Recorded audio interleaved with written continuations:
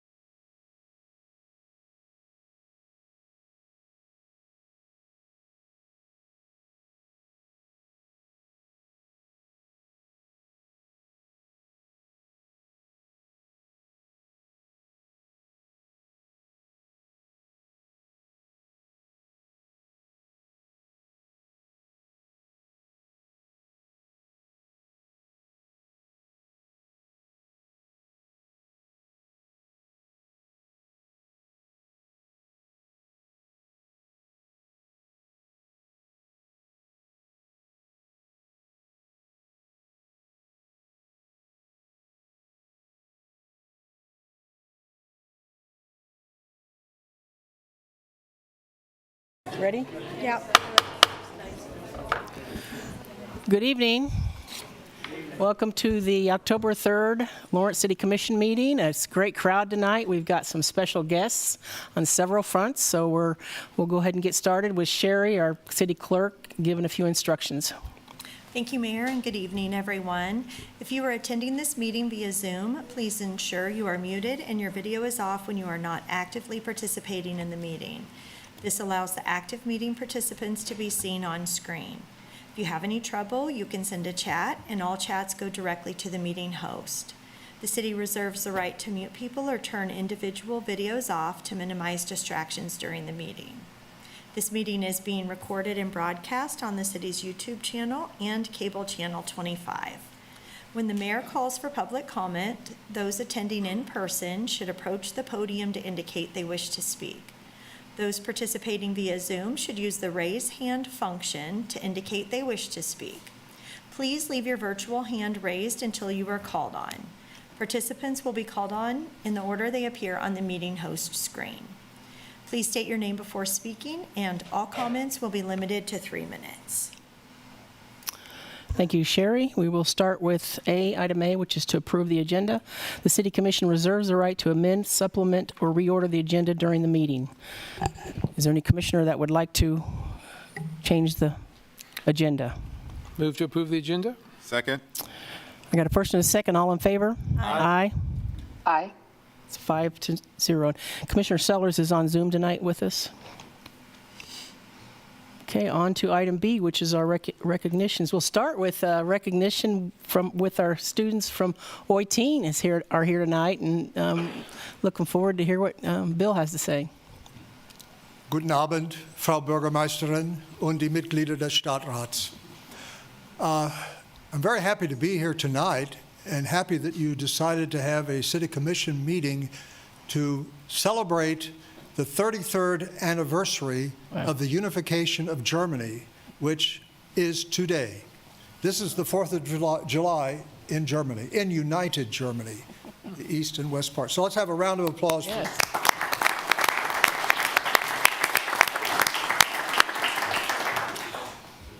And we're also celebrating many anniversaries.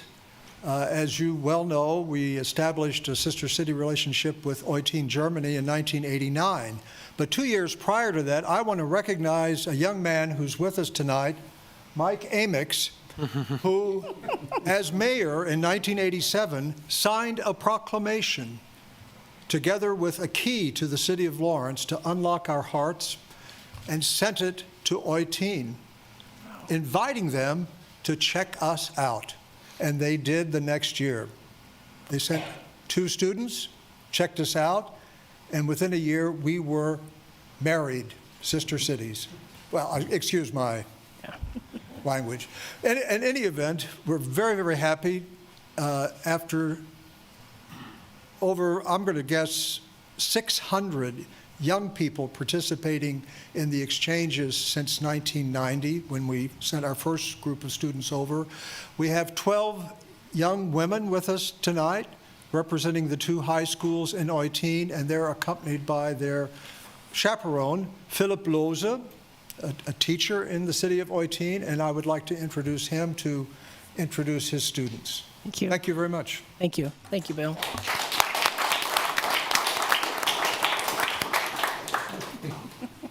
Ja, guten Abend auch von meiner Seite. No, okay, that's the talk. the wrong way. Okay. Ignore me. I'm trying, but okay.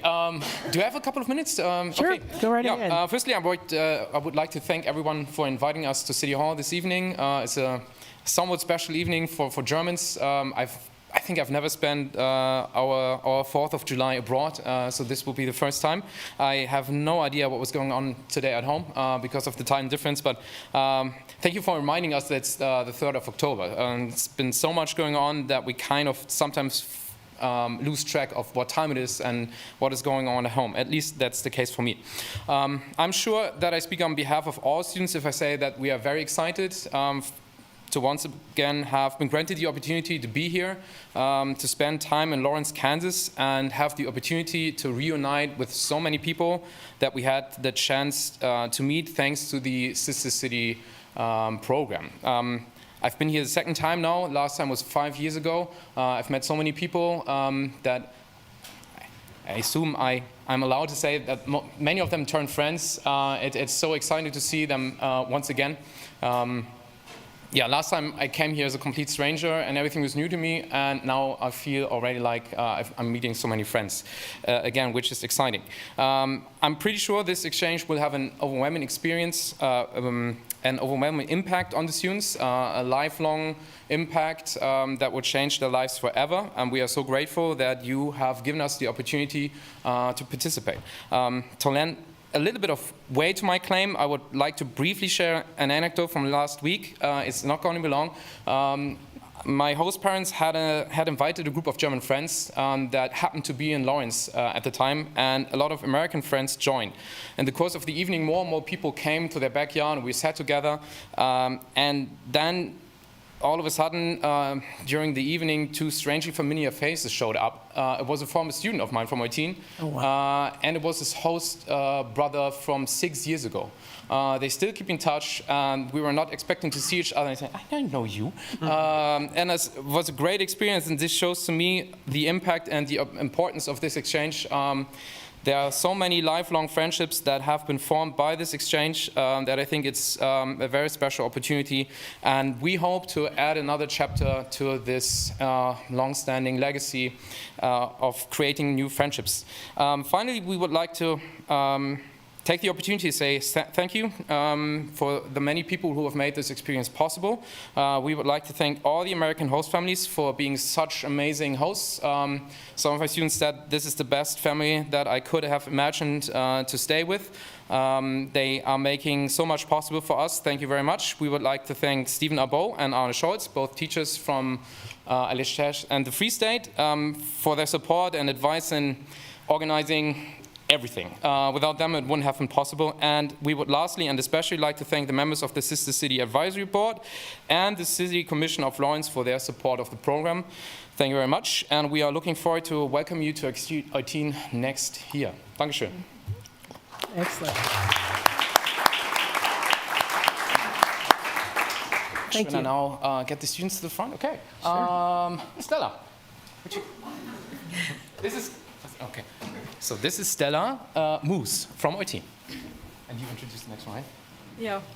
Hi, I'm Stella Moose. I'm 16 years old, and I'm really happy to be here and to experience all the differences we can compare to Germany. And I'm really grateful and thankful for the opportunity this Partner City program gave us. Yeah. The next. Thank you. The next is Lotta. Otto. They get to pick. Pick who's next. Uh-oh. Hello, so I'm Laura, and I'm also from Eutin. And my favorite part of being here is the way people treat each other in the city. They are pretty kind and are very interested in our stories, our life at home, and also in me as a person, but also showing me the way you live your life here. And I was really enjoying going to different sports and also the school sports, also the college ones. And yeah, I really appreciate being here. And I'm so grateful that this program have been there since such a long time. And I'm so glad that I was able to be a part of this. Thank you. Thank you.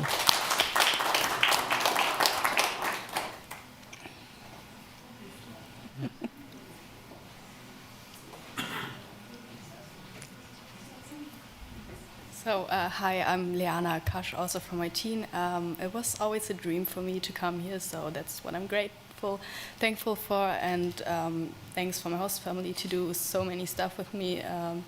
I always wanted to experience the high school life. That's what I did now, and yeah, thank you for that. Thank you. Thank you.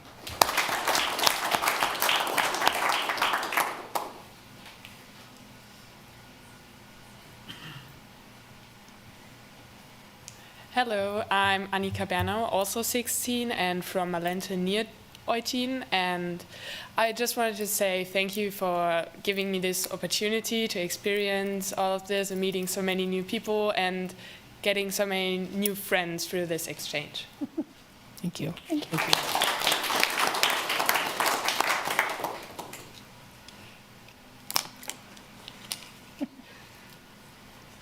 Hello, I'm Eltje Kalke, or also Ella. I'm also 16 years old and from Scharbeutz, it's near Eutin. And I'm so glad to be here because I got to experience the high school life, as Liana said.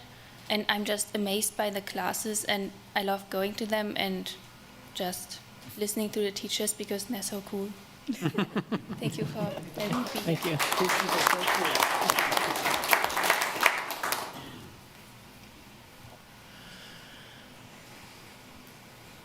Hello, my name is Sarah Bonin from Eutin. I'm really grateful for being part of this exchange and experiencing the daily life as a teenager in the United States, especially in this town. And yeah, I hope this exchange will continue existing for a long time.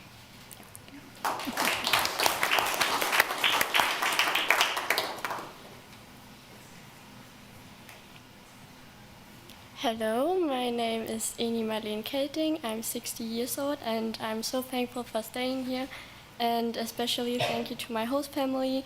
They were so kind to me these last days. And yeah, hopefully this continues.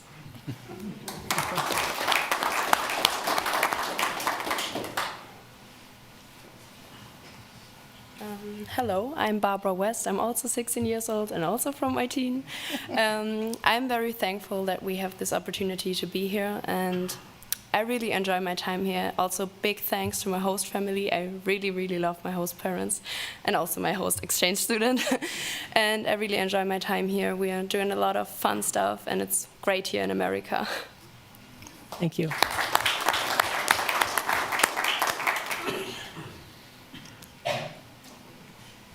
Hello, I'm Merle Plumbeck. I'm also 16 and I'm from Scharbeutz, which is near to Eutin. And I'm really thankful for my host family. They are like the best I could have imagined.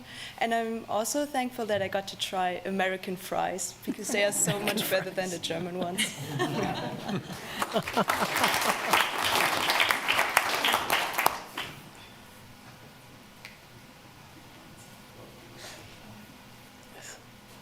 Hi, I'm Larissa von Bredow. I'm very happy to be here, and I already love all the people I've met.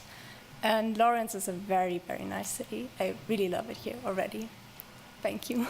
Thank you.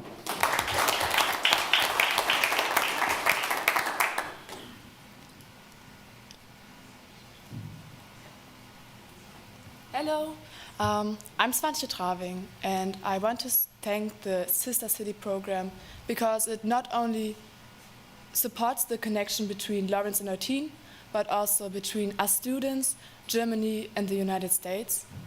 And I'm really thankful for being here and for my really, really nice host parents. I love them so much. Thank you. Yeah.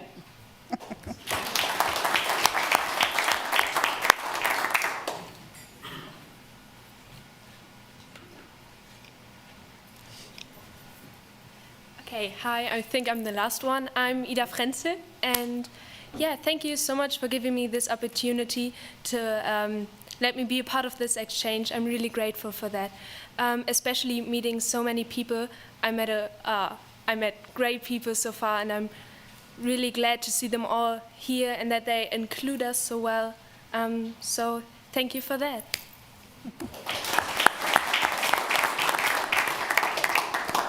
So is that everybody?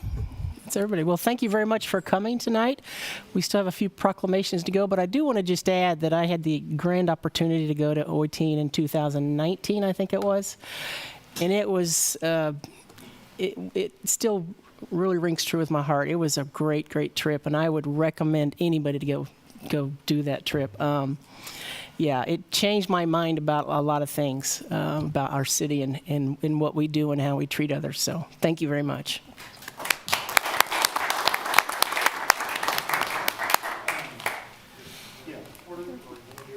Picture? Oh, yes. Can we have all the students come up and just stand up here and get a photo? A chance you should go. It was great. Yes. I was supposed to go for the 30th anniversary. Yeah. That's right. That's when it.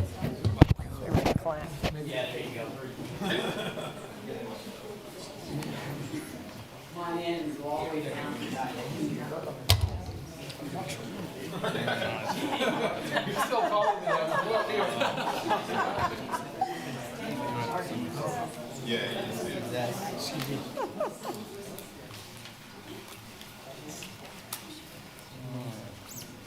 You go first.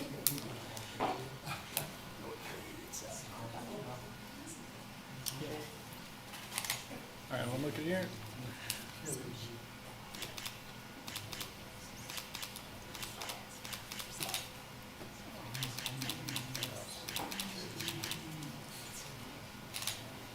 One more. All right. All right. Thank you all. Thank you.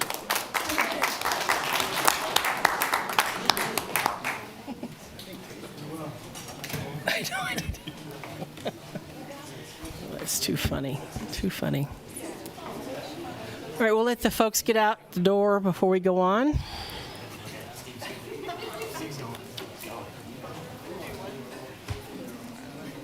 Team was real strong.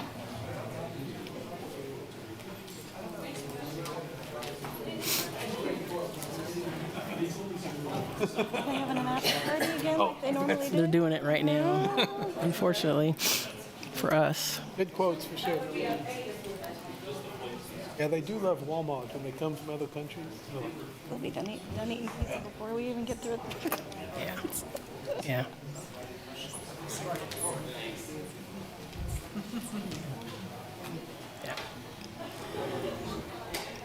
All right, we will go on to our second recognition, which is a proclamation to claim the second Monday in the month of October of 2023 as Indigenous Peoples Day. Do we have? I believe we've got Darlene Bell and Sierra Two Bulls.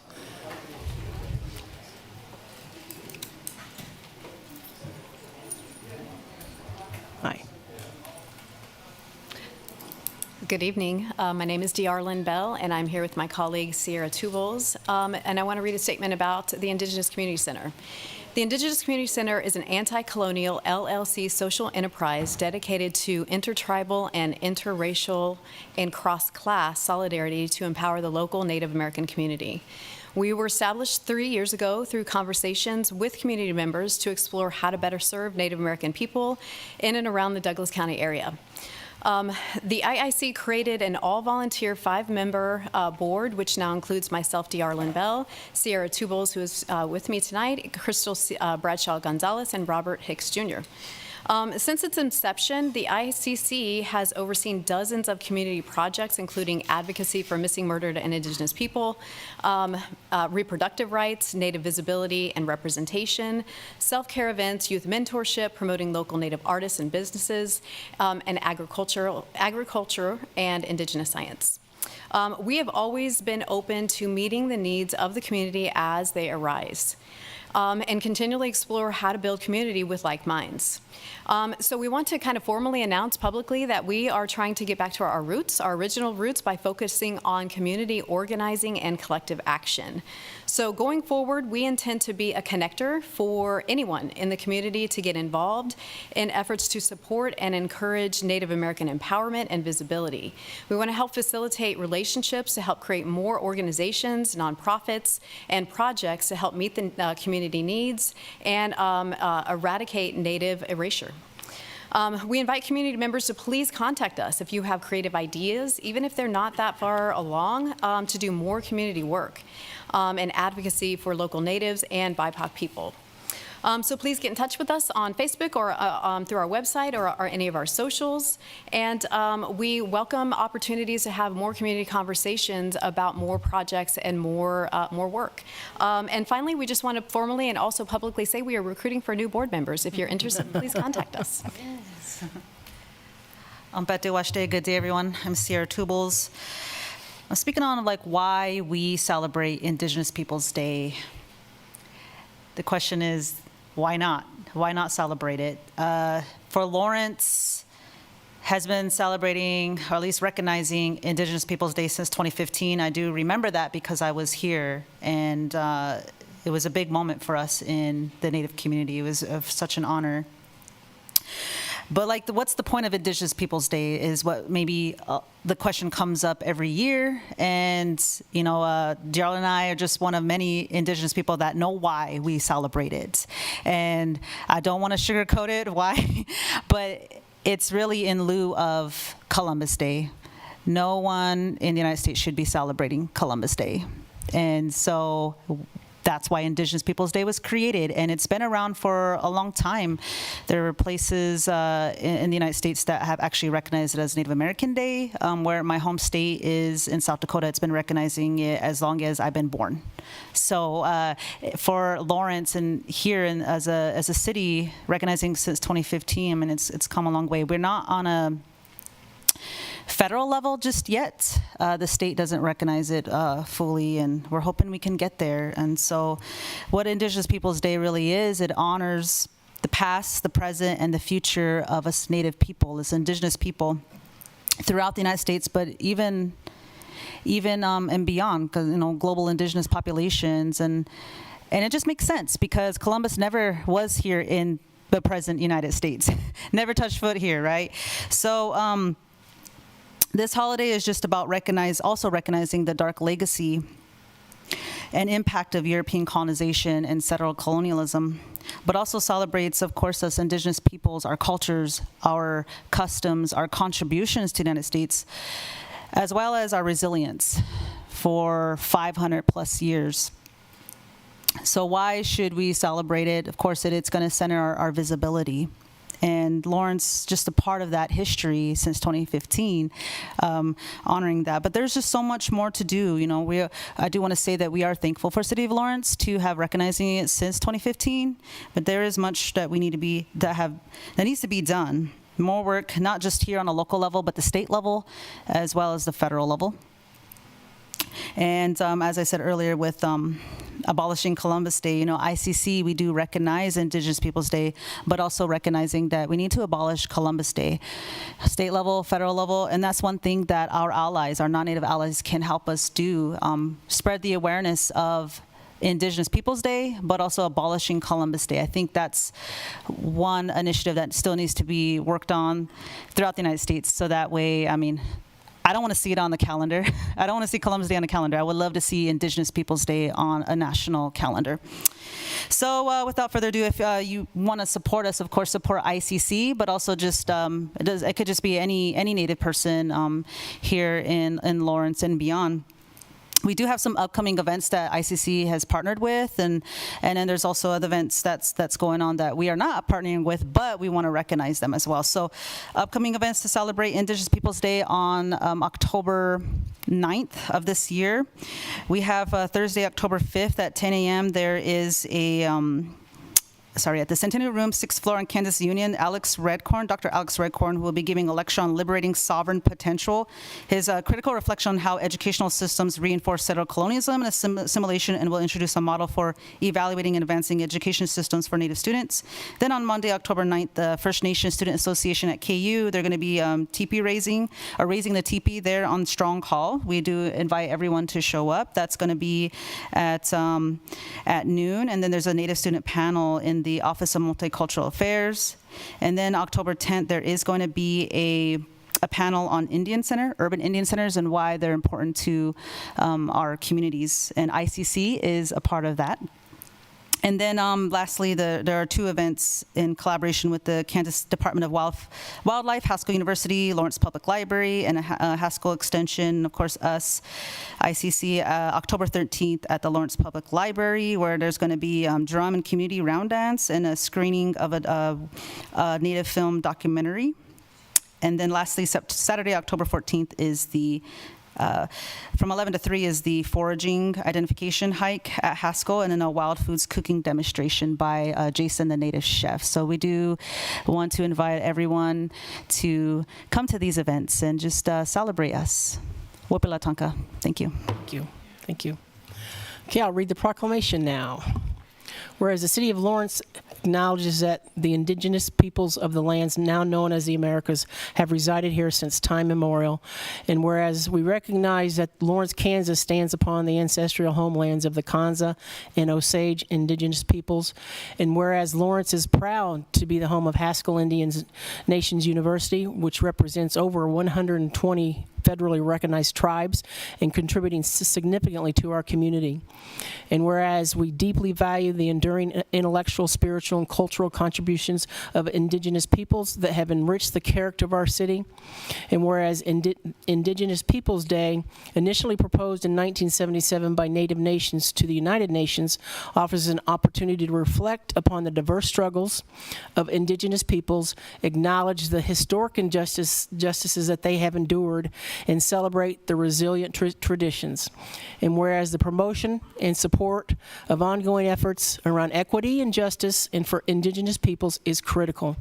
Now therefore, I, Lisa Larson, Mayor of the City of Lawrence, do hereby proclaim the second Monday in the month of October as Indigenous Peoples Days in the City of Lawrence. And I urge citizens to reflect upon the cultural diverse struggles of indigenous people on this land, to encourage ongoing efforts to reflect the full and accurate history of our place, and to celebrate the resilient, culturally diverse indigenous traditions and values in our community. Thank you. Thank you.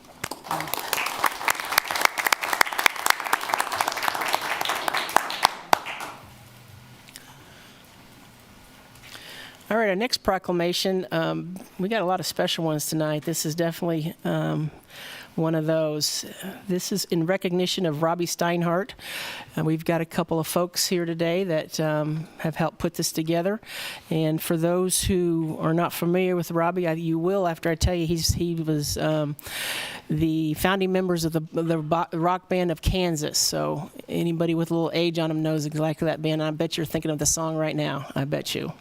So I offer to come on up here, Glenn and whoever.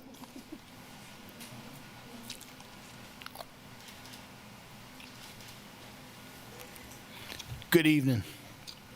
Glenn Carastinos with the Robbie Steinhardt Foundation, Safety Harbor, Florida, 34695. Madam Mayor, City Commissioners, City Manager and staff, City Clerk and staff, and all the other departments within the City of Lawrence, but more importantly, the residents and visitors that come to Lawrence. The Robbie Steinhardt Foundation and the Steinhardt family are honored to present to the City of Lawrence this interactive memorial bronze-coated violin and historic pedestal of Robby and the band Kansas. In memory of Robbie Steinhardt, a Chesty Lyon Lawrence High School graduate class of '68.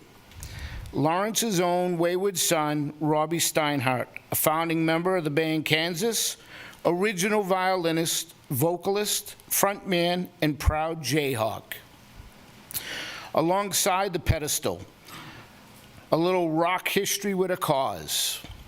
Own a piece of rock history and support a scholarship for Lawrence School Foundation, which is a platinum album right next to it. You can go on rsfi.betterworld.org. Also, anyone wishing to share information and photos of Robbie Steinhardt, we'd love to hear from you. We're looking for friends, fans, and classmates here from Lawrence through elementary, middle, and high school. And I can be emailed at robbie71721@gmail.com. Also, I'd like to add a couple names. Mayor Larson, for your help in making this happen. Former Mayor Shipley for taking the time a year ago to actually walk me up and down Main Street and tell me the history of Lawrence, which for me, coming from Boston, Massachusetts, and having our own city of Lawrence and understanding how you got your name is absolutely phenomenal. I'd also like to acknowledge Representative Mike Amex, who is here with us in the audience, Senator Marcy Francisco for her work in a resolution of 1704 for recognizing Robbie Steinhardt. I'd like to also acknowledge Derek Rogers from the Parks Department, along with Porter Arnell and his staff, for helping make this accomplishment as well, and Curtis Marsh of Endowment over at KU. I truly appreciate the warm welcome that we've always received here in Lawrence, within coming in the last year and making 4 or 5 trips. It's been absolutely phenomenal. I love the community that you have here. So in closing, Lawrence is Robbie's forever home. Pioneer Cemetery, KU. Thank you. Thank you. You have a guest with you, too, don't you? A guest, right? Yep. So, yes. I think it's an important guest. I do have a very shy guest. So, come on up, Cindy. So, let me introduce you to Mrs. Cynthia Steinhardt, Robbie's lovely wife. Thank you. Thank you so much.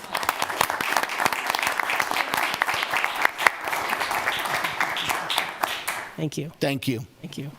Okay, I will read the proclamation now. Oh, well, first of all, actually, we've got that, we did unveil that. Wow. So what we have before us is a gift from the foundation to the city of Lawrence, to Lawrence, and it is a violin. Do you want to say anything about the violin? I don't know much about it, I'm sorry. So the violin itself is Glenn? Glenn, you'll need to come up here. I'm sorry. Well, yeah, we got to have him on Has camera. to go on the, yeah. I forget. Modern times. The violin is a bronze-coated violin of what Robbie would practice as an instrument. The interactive part is there is a QR code that if you actually click on the QR code, it will open up to one of the famous songs, Carry On, Wayward Son. It is a collage of multiple pictures of years past, as well as some present pictures of Robbie and his time with the band Kansas. And I hope that it will help bring tourism and enlighten people here in Lawrence that one of their own, band Kansas, came right here from Lawrence. There's a lot of history here in Lawrence. Robbie's dad was a renowned violinist. He was Dr. Milton Steinhardt. He was the chairman of the School of Music History at KU, the first musicologist. Robbie's mom was a pianist. Robbie came from a musical family. He was adopted at the age of 4. And it is funny that you have a sister city from the city of, in the country of Germany, as Robbie's mom came from Munich, Germany. Wow. So, wow. Thank you. Thank you. Thank you, Glenn. Okay, I'll read the proclamation now. Whereas Robert Eugene Steinhardt, better known to the world as Robbie Steinhardt, was one of the original founding members of the rock band Kansas, along with his bandmates Phil E. Hart of Coffeyville Carrie Livgren of Topeka, Dave Hope of Topeka, Richard Williams of Topeka, and Steve Walsh of St. Louis, Missouri. And whereas Robbie, born in Chicago, Illinois, was given up for adoption at birth. Milton and Elise Steinhardt adopted him when he was 4 days old. They moved to Lawrence when Dr. Milton Steinhardt secured a position as professor and chairman of the music history department at the University of Kansas, the first musicologist.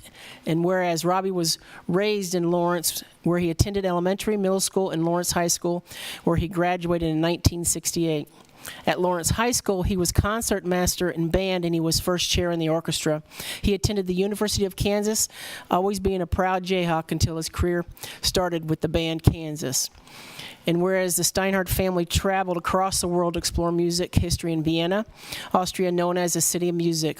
While attending the American International School of Vienna, Robbie was classically trained in violin. Robbie brought back his knowledge in violin training into the world of rock and roll, thus blazing a new trail for violin's role in popular music. And whereas Robbie's career with the band Kansas spanned from 1973 to 82 and from 97 to 2006. Well known for his wild hair and bold violin style, he was the band's frontman, violinist, and co-lead singer. And whereas during Robbie's hiatus from the band Kansas, he played with longtime friend Rick Moon, creating Steinhardt Moon. Before his death, Robbie, alongside with producer Michael Franklin and co-writer Timothy Franklin of Solar Studios, created his first solo album, Not in Kansas Anymore, which received... Sorry, I'm so sorry.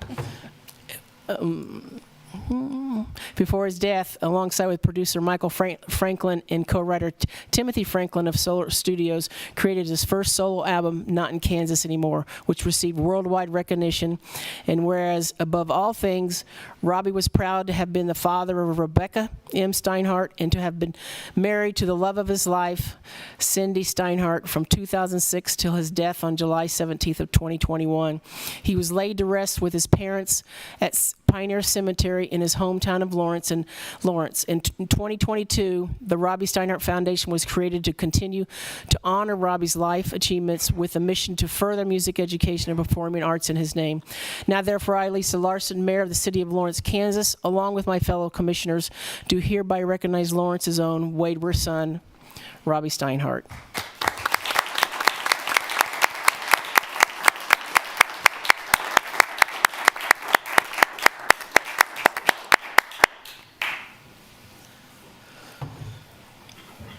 All right, we have one more proclamation. And we have Adrian Nunez here with Willow. Yes. Hi, everyone. Sorry, I'm just getting over a little bit of bronchitis. So we are here to talk about Domestic Violence Awareness Month.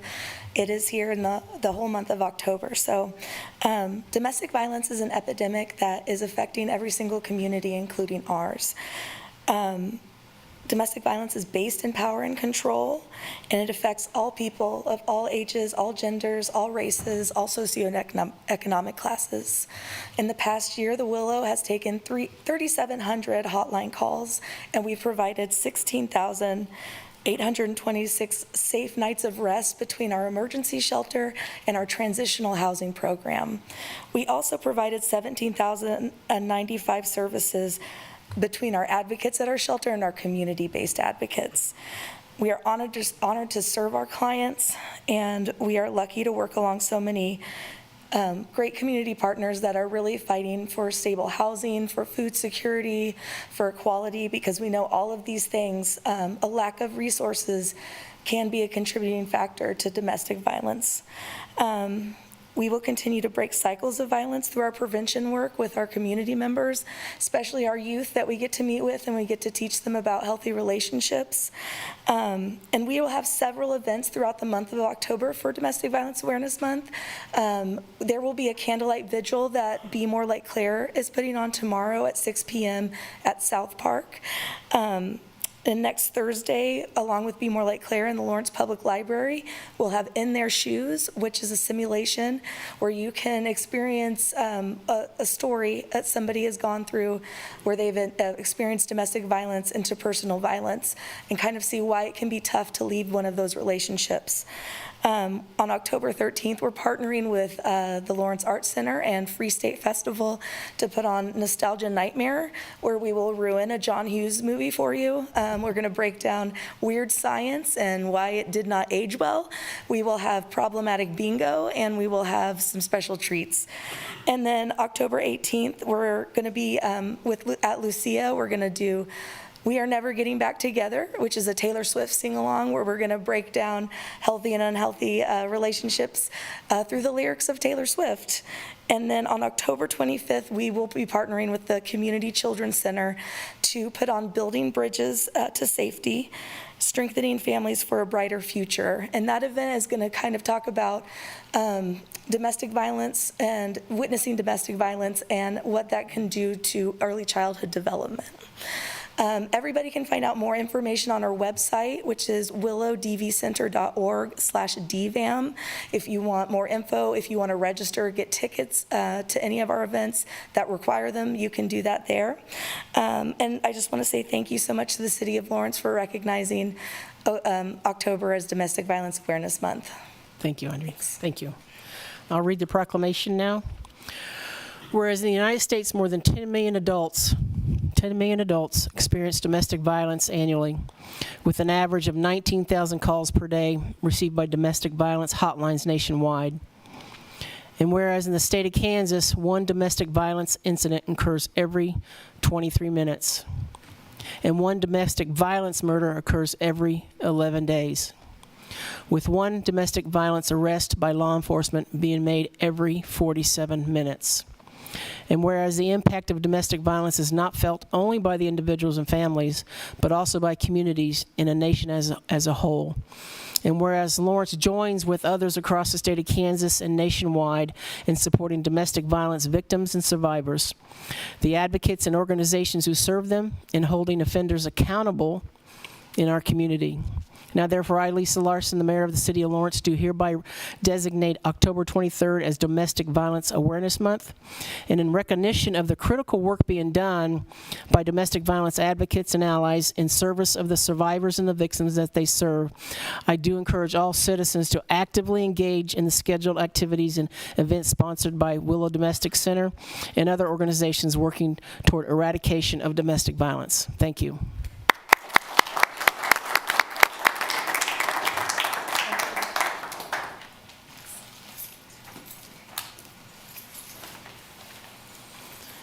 All right, we'll let folks get out of the room.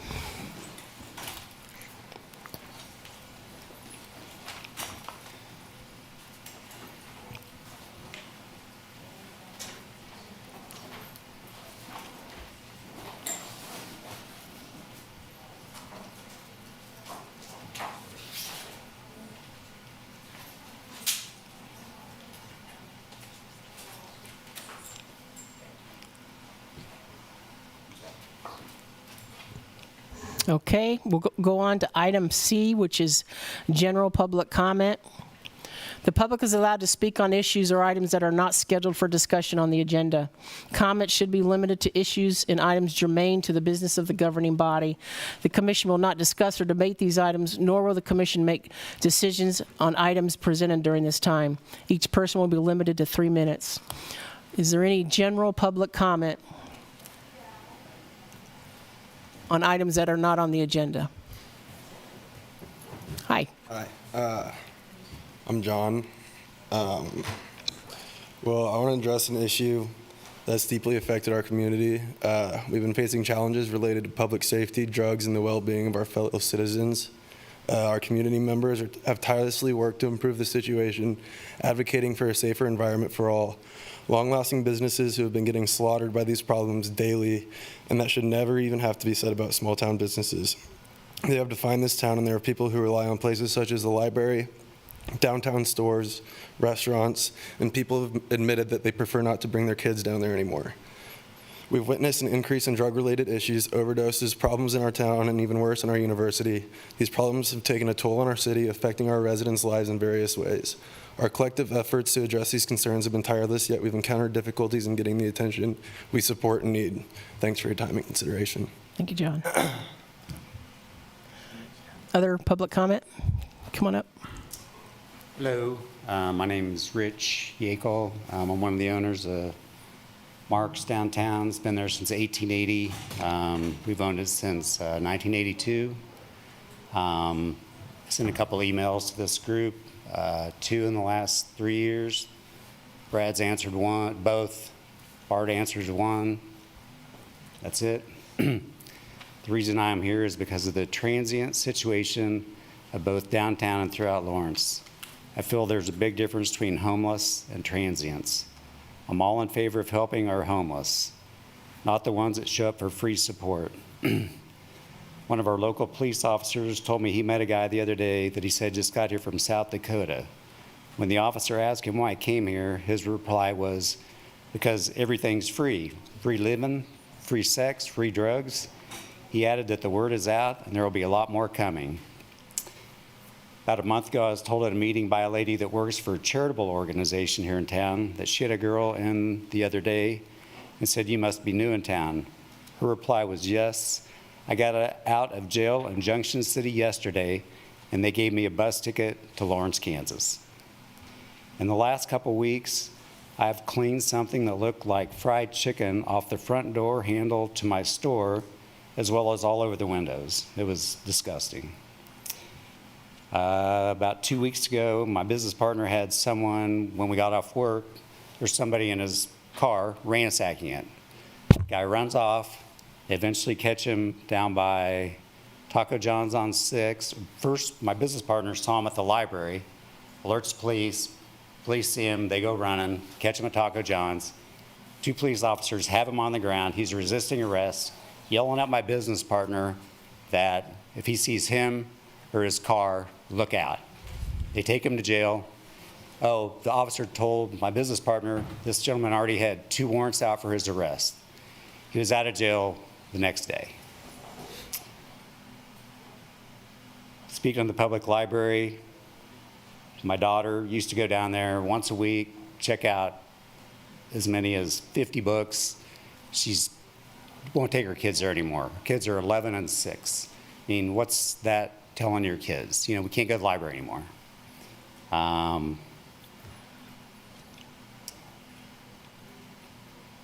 Last week, I'm cleaning up debris off the sidewalk. Every day we go out and blow it. These days, there's trash. There's stuff that didn't used to be there.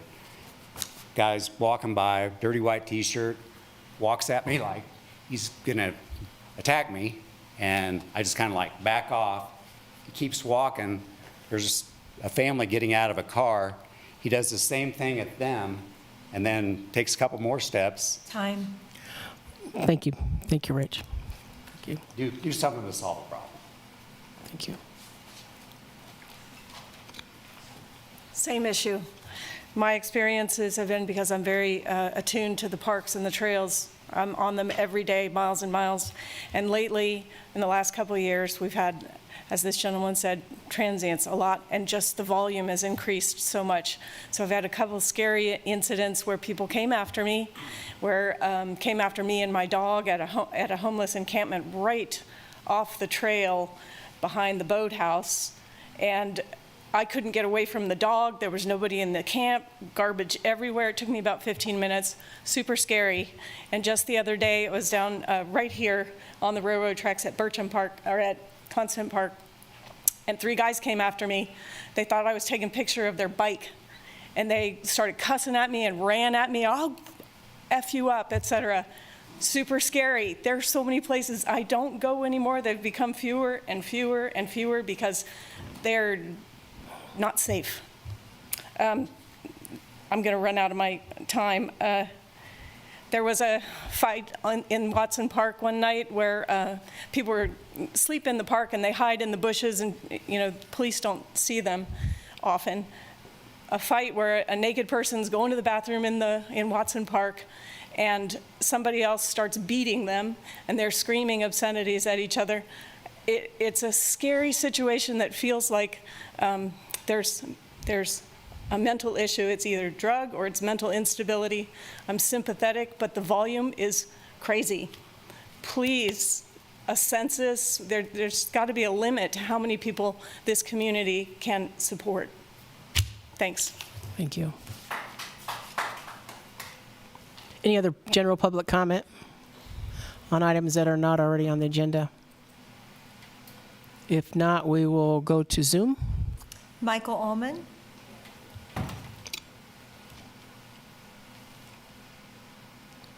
Good evening, Michael Allman here, and this is sort of a proclamation, I guess, that I'd like to bring to your attention. This week, from October 2nd to October 9th, is the National Week Without Driving. People without a car or unable to drive should be able to get where they need to go safely and effectively. But every day, Americans who can't drive, approximately between 25 and 33%, depending on where you are, face significant barriers to mobility, such as inadequate sidewalks, poor transit, lack of bikeway connectivity, and dangerous roads. The needs of non-drivers are too often disregarded in transportation infrastructure and policies. Our goal should be a transportation system designed to support all individuals, regardless of ability, age, or income, that will strengthen our communities and enhance our quality of life. Non-drivers are not just children below driving age either. It encompasses a growing share of young adults, older people beyond their driving years, and people with disabilities, as well as Black, Latino, and Native American people who can't afford a car. So Lawrence has been making slow progress over the years. Our transit system is definitely being improved, and we just introduced Transit on Demand, and I thank you so much for that. The sidewalk issue, as you know, still needs a lot of attention and a lot of money for the gaps and the poor condition. Similarly, our bikeway system is fragmented, and many of the bikeways are of a certain design that most people won't even use them. So I would encourage the next budget cycle for 2025 that you consider expanding the funding for bicycle and pedestrian projects and change the ratio so that there's more funding for bicycle, pedestrian, and less for motor vehicles. Right now, it's about 99% to 1. So that's all I need to say, and I thank you for the time. Any other public comment on Zoom? Chris Flowers. Hi, this is Chris Flowers, and recently a problem a coworker of mine has been having is the apartment complex he's living in. They've gated off some of their parking, and they're charging $100 a month to park. And what makes me think about it is that the city, like where he lives, I think the city allowed the apartment complex to build less parking spaces than what the code was. And I was just thinking, if we're going to be looking at parking, maybe we should be looking at apartment complexes, if they should be allowed to charge for parking. Because if we're saying you need this number of parking spaces to not create a problem in the neighborhood with parking running off onto the streets, because that's what's happening, is that not everyone's paying the $100, and so they're parking in other places. So I think that's an issue that might be looked at, because it's kind of like the apartment complex putting their own set of rules on a city code, that a code that's there for all the citizens of Lawrence. And also something that what's been also thinking about is when it comes to the undocumented immigrants and how we were going to stand against ICE, you know, and welcome them and not call ICE on them. Are we that welcoming when it comes to the unhoused? Like, do we,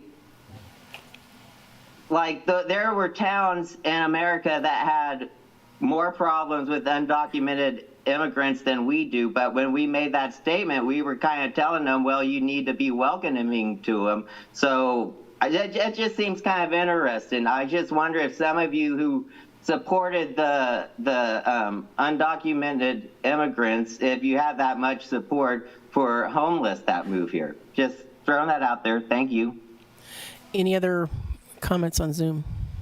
That's all the comments, Mayor. All right, bring it back to the commission, and we're going to move on to consent agenda. Item D. Items on the consent agenda are considered under one motion and approved by one motion. Members of the governing body may remove items for separate discussion if desired. Members of the public may remove items identified as quasi-judicial for separate discussion if desired. Members of the public will be limited to 3 minutes for comments. So is there any commissioner that would like to remove an item from the consent agenda? Mayor, I don't want to remove anything, but I do want to ask, since Derek's here and Brandon, to remind you for D7, A, and B, the road closures, please include the maps so that we can figure out what is and isn't going to be closed, sidewalks, et cetera. Thank you. I'm pulling that. D. Any other commissioner online? I'm not seeing Commissioner Sellers online. Kurt? Mayor, I have nothing to prove. I have nothing to pull, but I did want clarification to if you were wanting to pull something, because it sounded like in the end of your statement that you were wanting to pull something, but I wasn't sure. Yeah, I was going to, after I asked everybody else. I do want to pull item D, 9B, and then I also will move on to the quasi-judicial items. Is there any commissioner that would like to pull that? If not, then I'll ask for a motion. We'll just Yeah. make sure that if there's anyone in the public who wants to pull. Oh, the quasi, I'm sorry, I forgot about that. Thank you very much, Sherry. Is there anybody in the general public that would like to pull the quasi-judicial item, which is, trying to find it, D8, A, and B? Anybody online? No. Okay, bring it back.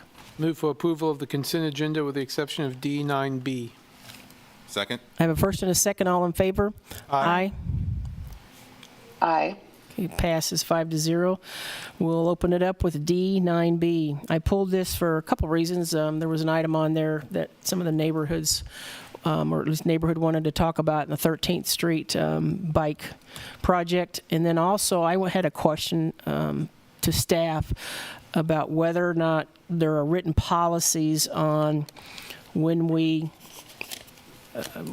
decide to have protected bike lanes versus just striped bike lanes versus just sharrows. Do we actually have a written policy in that regard? Good evening, Jake Baldwin, Engineering Program Manager. We do have, the Lawrence Bikes Plan has a matrix that determines the level of comfort for a facility, and that really helps determine what facility we're going to put on there, whether it's a striped bike lane or a protected facility like a cycle track, and that's dependent on road volume and speed. Okay, thank you. One more on that. Do we have the policy, is there a policy that when we have these bike projects come up and we've got them funded, do we wait till the road is redone, or is it just, if the money's there, we're going to go ahead and do the work? I'm sorry if I don't understand your question. Are you talking like a capital project versus a maintenance project? Yeah, either, Sure. just how is that handled? Right, with a capital project, we're going to assess the corridor at the beginning of the project and work with the Multimodal Transportation Commission and those tools I just discussed to figure out what options are available for that road in the given conditions. With maintenance projects, we do a little bit different where, we're not going to do geometric improvements with a street maintenance project, so that really limits the type of facilities that might be available for that project. And again, those are brought before the Multimodal Transportation Commission. Okay, all right, thank you. Any other questions? Jake, while you're there, can you talk a little bit about the 13th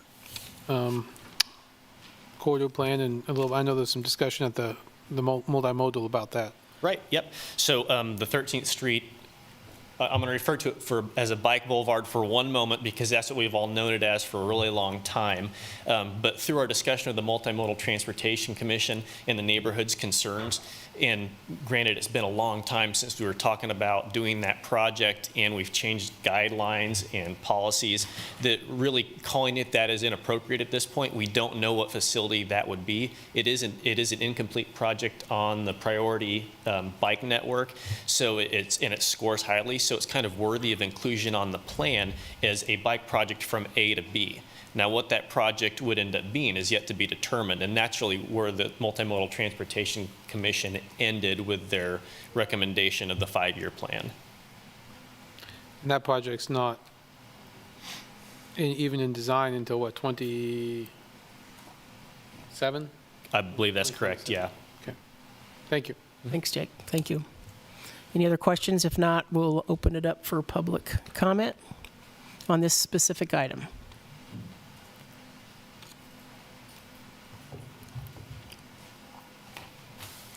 Good evening. My name is Barry Shalinsky. I'm president of the East Lawrence Neighborhood Association. Thanks to the mayor for pulling this from the consent agenda, and to all commissioners who do their homework to make sure that our city dollars are spent wisely. There's a letter from the ELNA board to the Multimodal Transportation Committee in your packet. I've been president of ELNA for the last 3 years, and there have been no discussions with us regarding this matter. Our Traffic Safety Committee has been active throughout this time. We've discussed several priorities for improving safety with city staff, but this project was never on our radar screen as a neighborhood priority, and I don't know of anyone in the neighborhood who wants another West 21st Street along East 13th Street. This is a great opportunity, however. ELNA is currently working with the city planning staff to update the East Lawrence neighborhood plan. That would be the most appropriate venue for addressing bicycle and pedestrian safety, access and safety in the neighborhood in collaboration with MMTC and other appropriate partners. A major transportation initiative should be part of that planning process, and neighbors should be actively engaged. That has not been happening. When the city wanted to create a so-called pedestrian arts corridor on 9th Street without adequately involving neighbors in the process, things did not go well. A quick Google search regarding that project will show several references to lessons learned from the experience about the importance of community engagement in conceiving and designing projects that impact on a neighborhood. I would note that years later, we are still waiting for marked pedestrian crosswalks along the so-called pedestrian corridor. Thank you. Thank you. Any other public comment from the audience? If not, we'll go to Zoom. Michael Allman. Hi, good evening again. Michael Allman here. As far as 13th Street goes, I totally defer to the neighborhood or their having their interests be foremost. I'm a bicycle advocate, but I'm also a neighborhood advocate. On On this issue, however, I think my focus is more on the policy for what constitutes the default bikeway on any projects that Lawrence undertakes. When it's a capital project, as Mr. Baldwin pointed out, there's a matrix in this bicycle plan that they go by for level of comfort. However, that's not the only way that bikeways are funded and built in this town. There are also major changes that take place every year within the street maintenance program. The street maintenance program is a legacy bikeway program back in the early 2000s when Lawrence was doing nothing for bikeways, and Public Works at that time grudgingly agreed, okay, we will do some bikeways, but we'll only do them when we're doing street maintenance. We're not going to invest in anything beyond stripes. So that's what the citizens had to accept at that time. However, now, as other communities have, Lawrence has evolved much beyond the white stripe bike lane, a facility that very few people,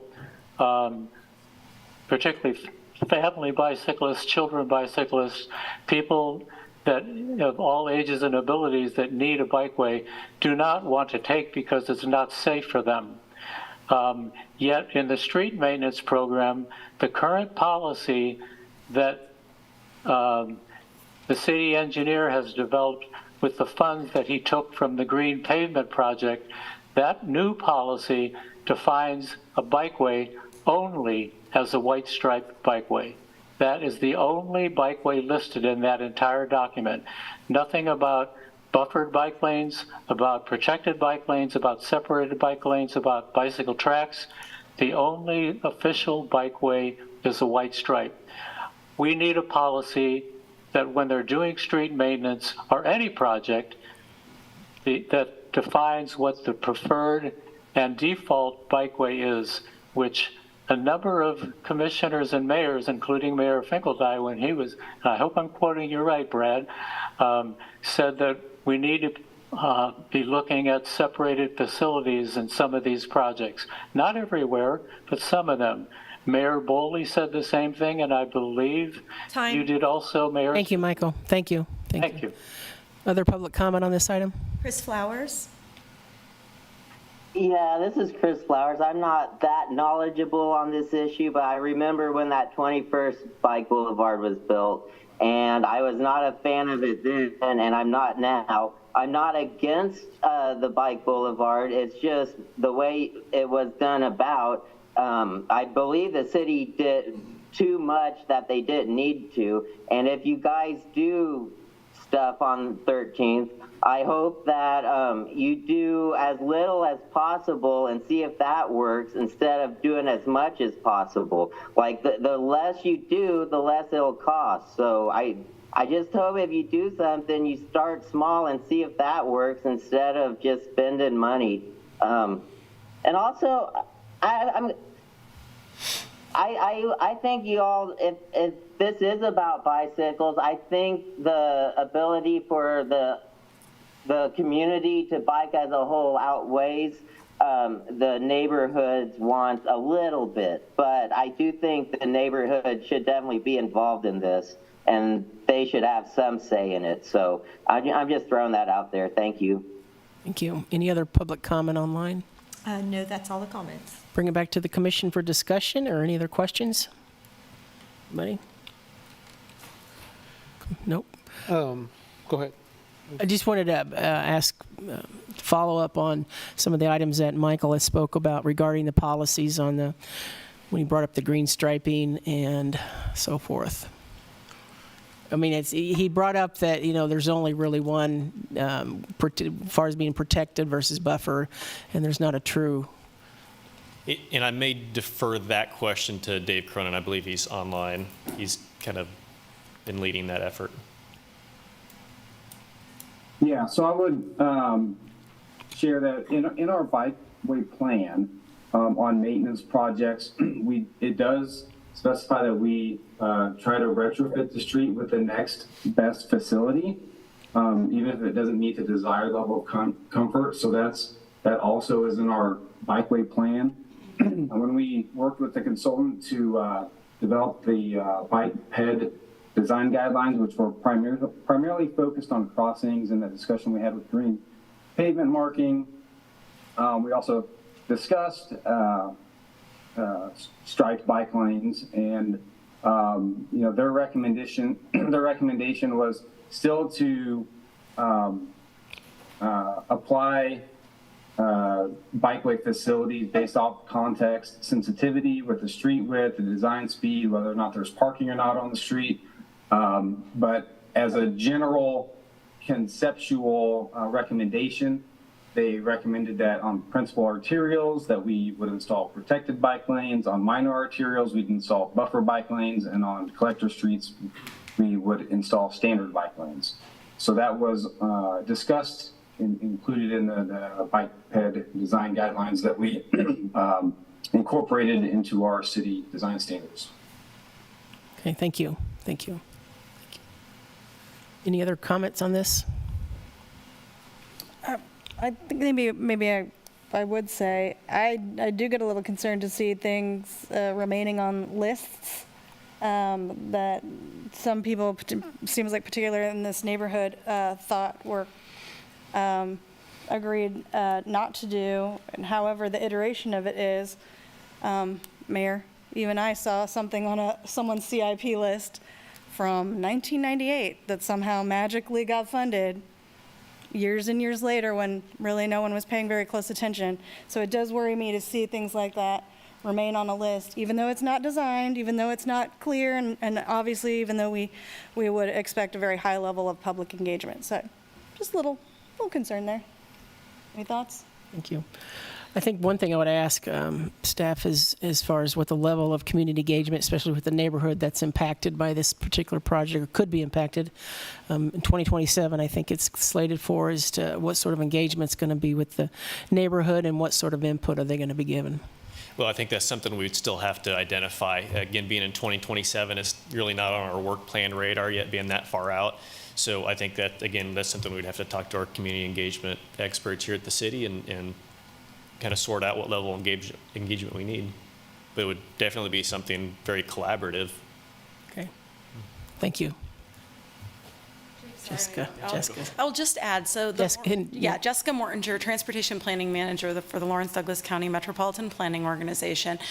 We're responsible for transportation planning in Lawrence and Douglas County, and one of the roles we have is implementing the bikeway planning process. And towards the end of 2024, we will begin an update to the Lawrence Bikes Plan, and that's the plan that really identifies the entire network of bikeways across our community and prioritizes based on community feedback and public values the priorities that get laid out for the primary and secondary network that then get funded through the 5-year bike ped CIP. And those system-wide plans are where we look at connections all throughout the community to make sure that people can get from destinations from point A to point B that are beyond neighborhoods, not just within neighborhoods. And so that network plan will also, in the meantime, before this project even gets funded for design, be in a process of public engagement and revitalization to go back and reconfirm some of the values and concerns that we heard from the community and when all of those alignments were identified about 5 years ago.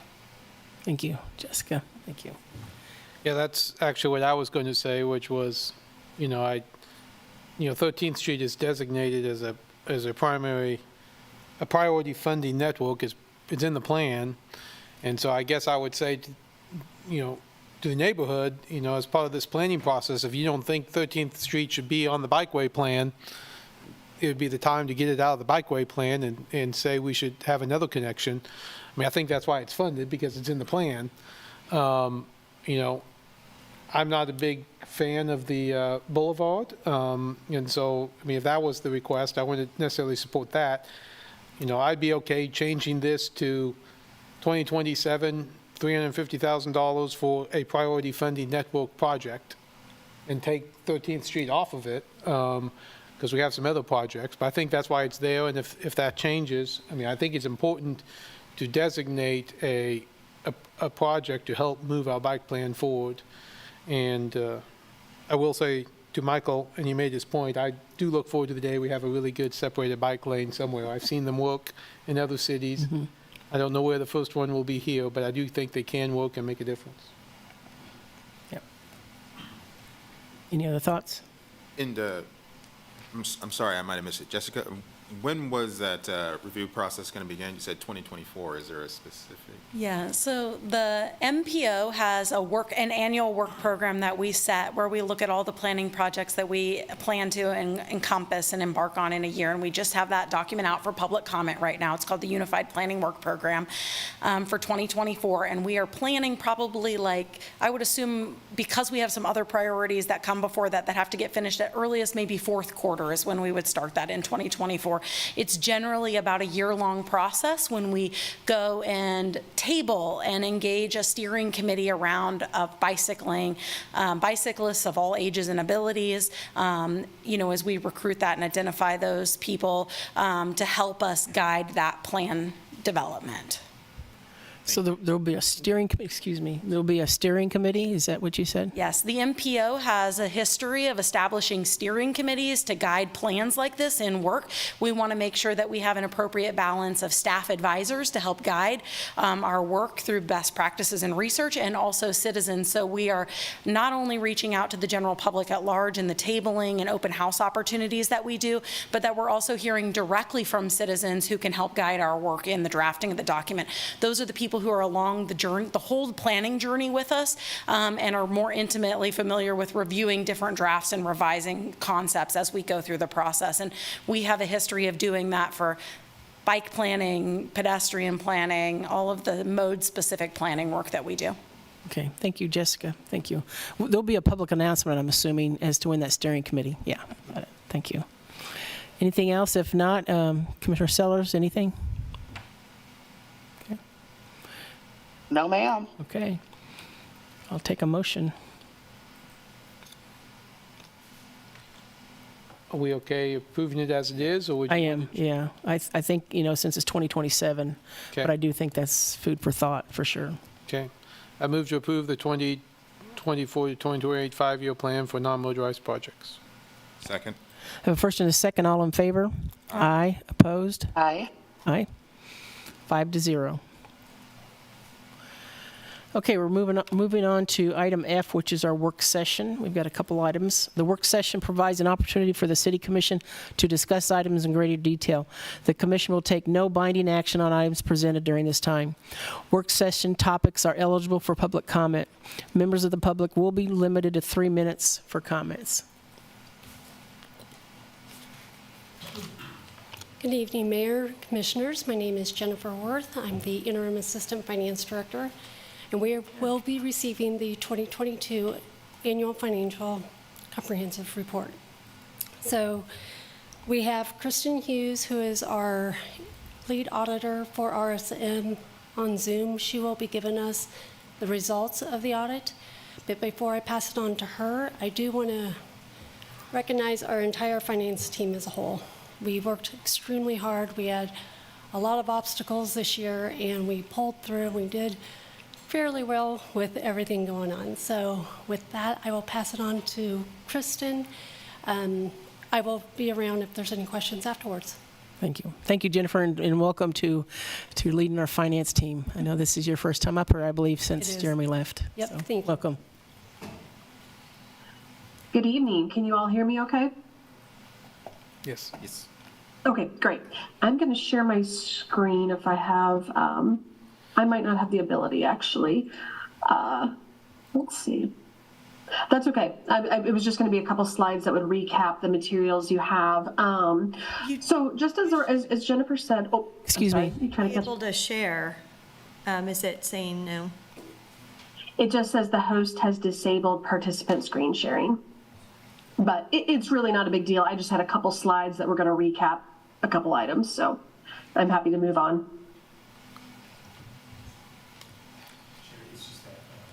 Thank you.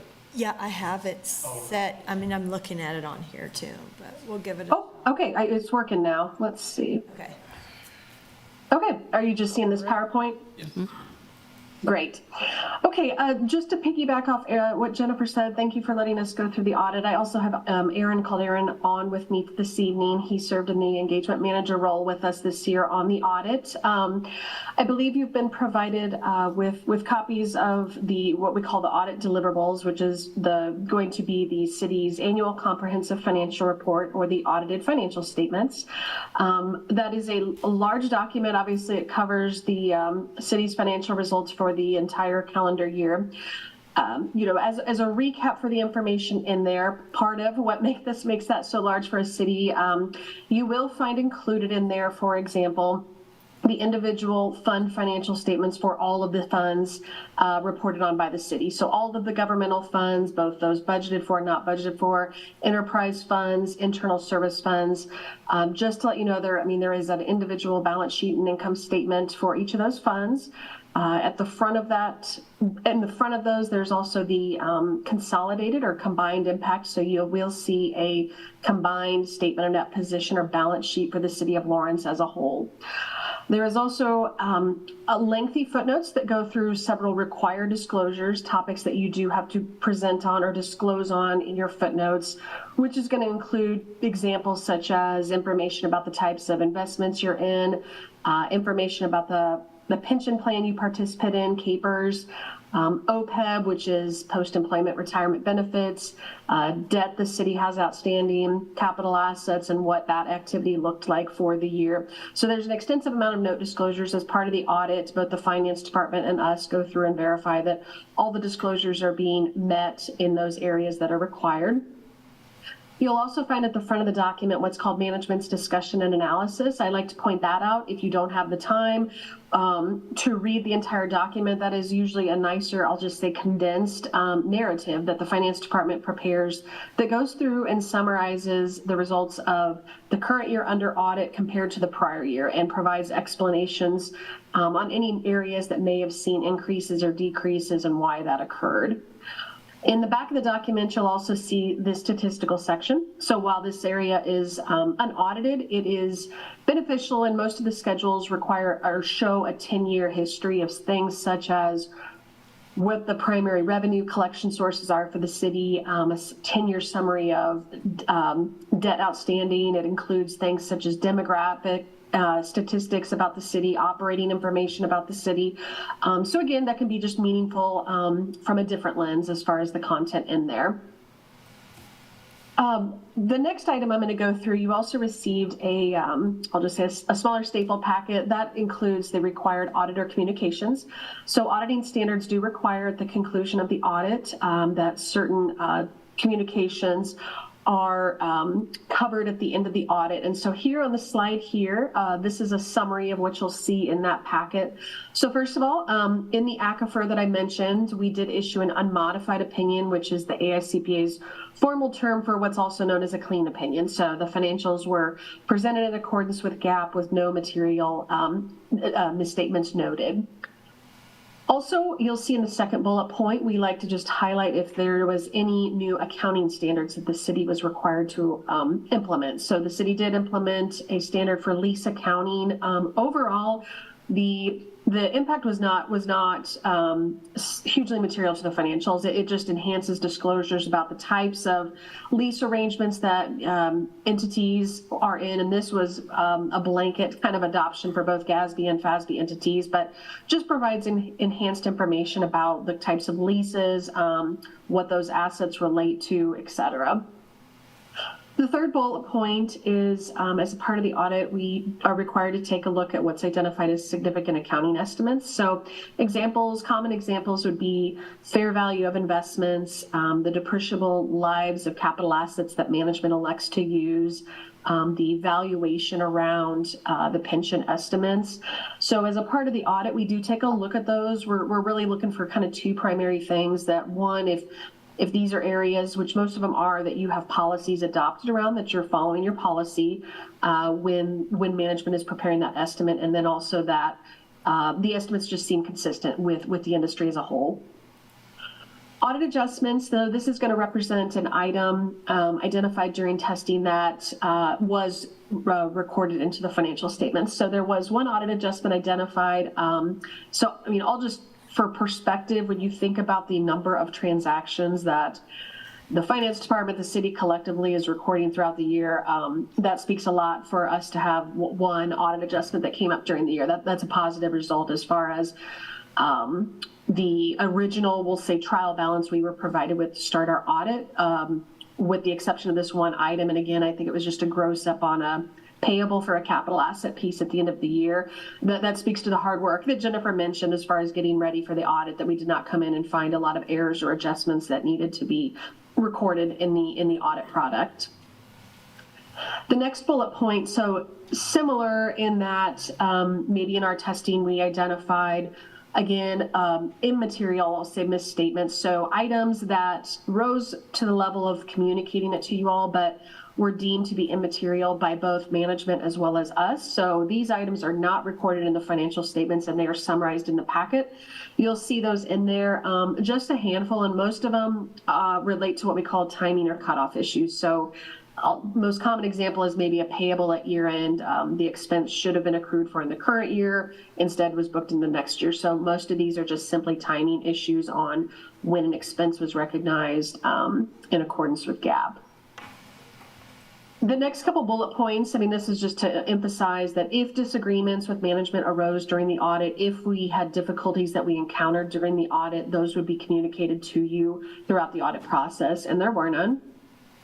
Future accounting pronouncements, this is just to highlight that there is a footnote in the financials that identifies any upcoming accounting pronouncements that will be required to be adopted. So users just have a way to see any upcoming standards that might impact the city's financial statements. The last item to note here, as a reminder, the city has historically submitted the ACAFR for the GFOA Certificate of Achievement, and that's for excellence in financial reporting. So you'll see in the current year financials, this was awarded to the 2021 financials, so the certificate was issued, and you'll see it included in the current year, and the city has already submitted the 2022 report for review as well. Emphasize this because this is not a required step. This is your team going above and beyond as far as it does require additional disclosures and information in the financial statements to be able to qualify for that thorough review program that the GFOA does do. On the next slide, the third and last deliverable is the compliance report. So a couple of items here. First of all, we issue a compliance report because the city expends more than $750,000 a year, or did at least in 2022, in federal grant expenditures. So the city is then required to have what's called a single audit performed. That means the auditor is taking a look at compliance areas as well around grant spending.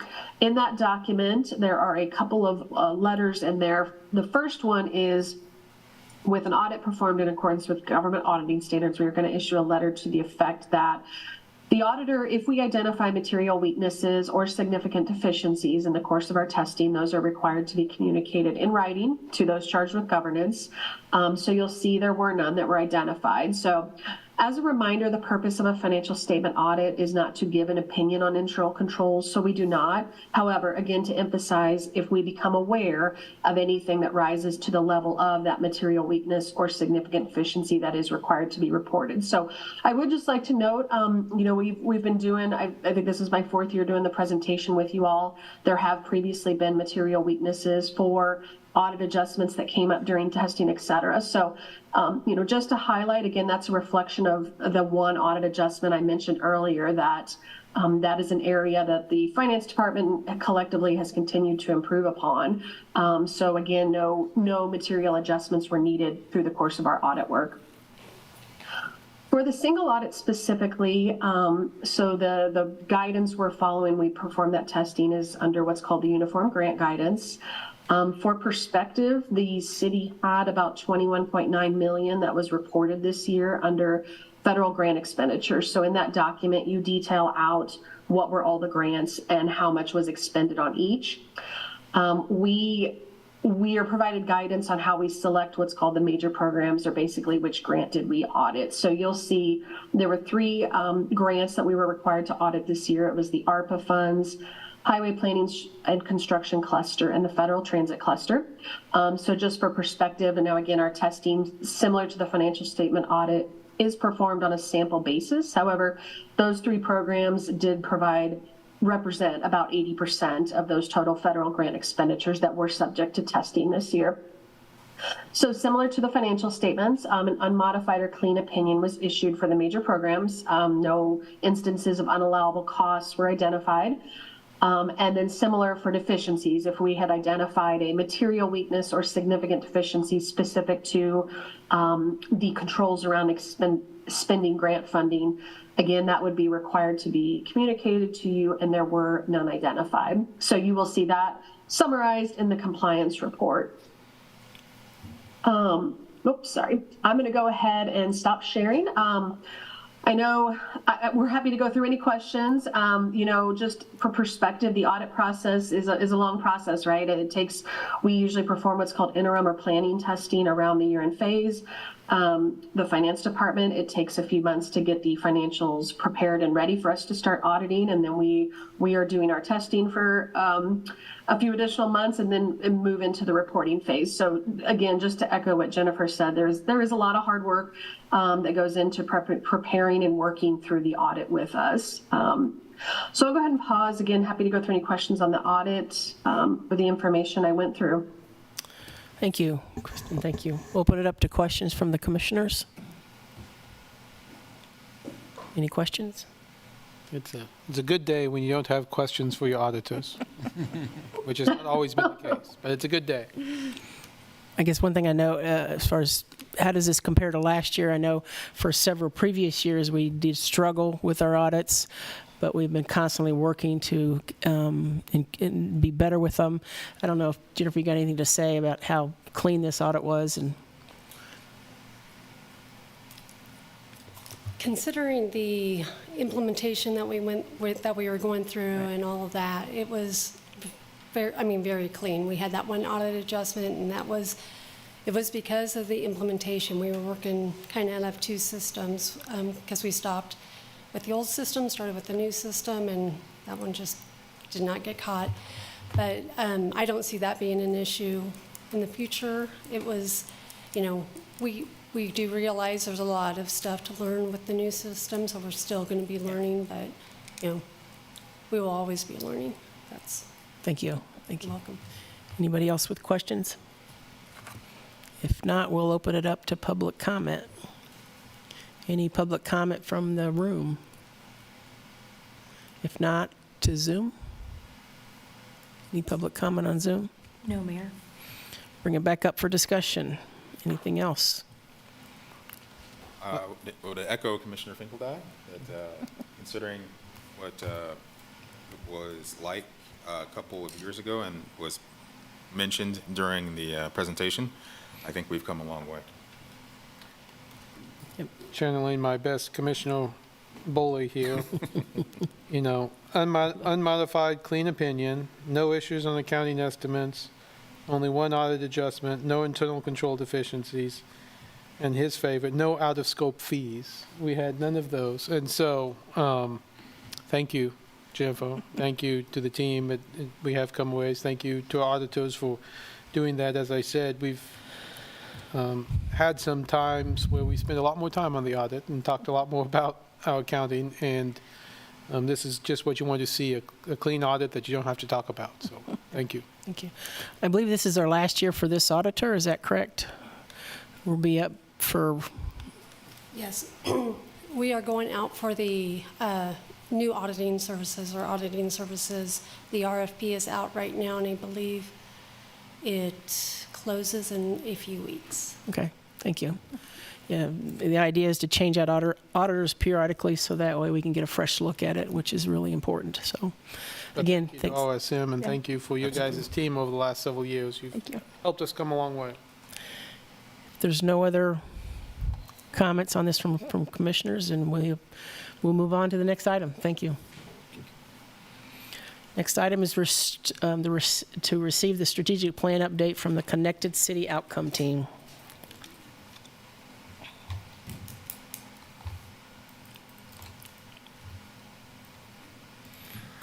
I lost my sharing. You see that? Kurt, where am I going to share this at? I'm definitely not seeing that.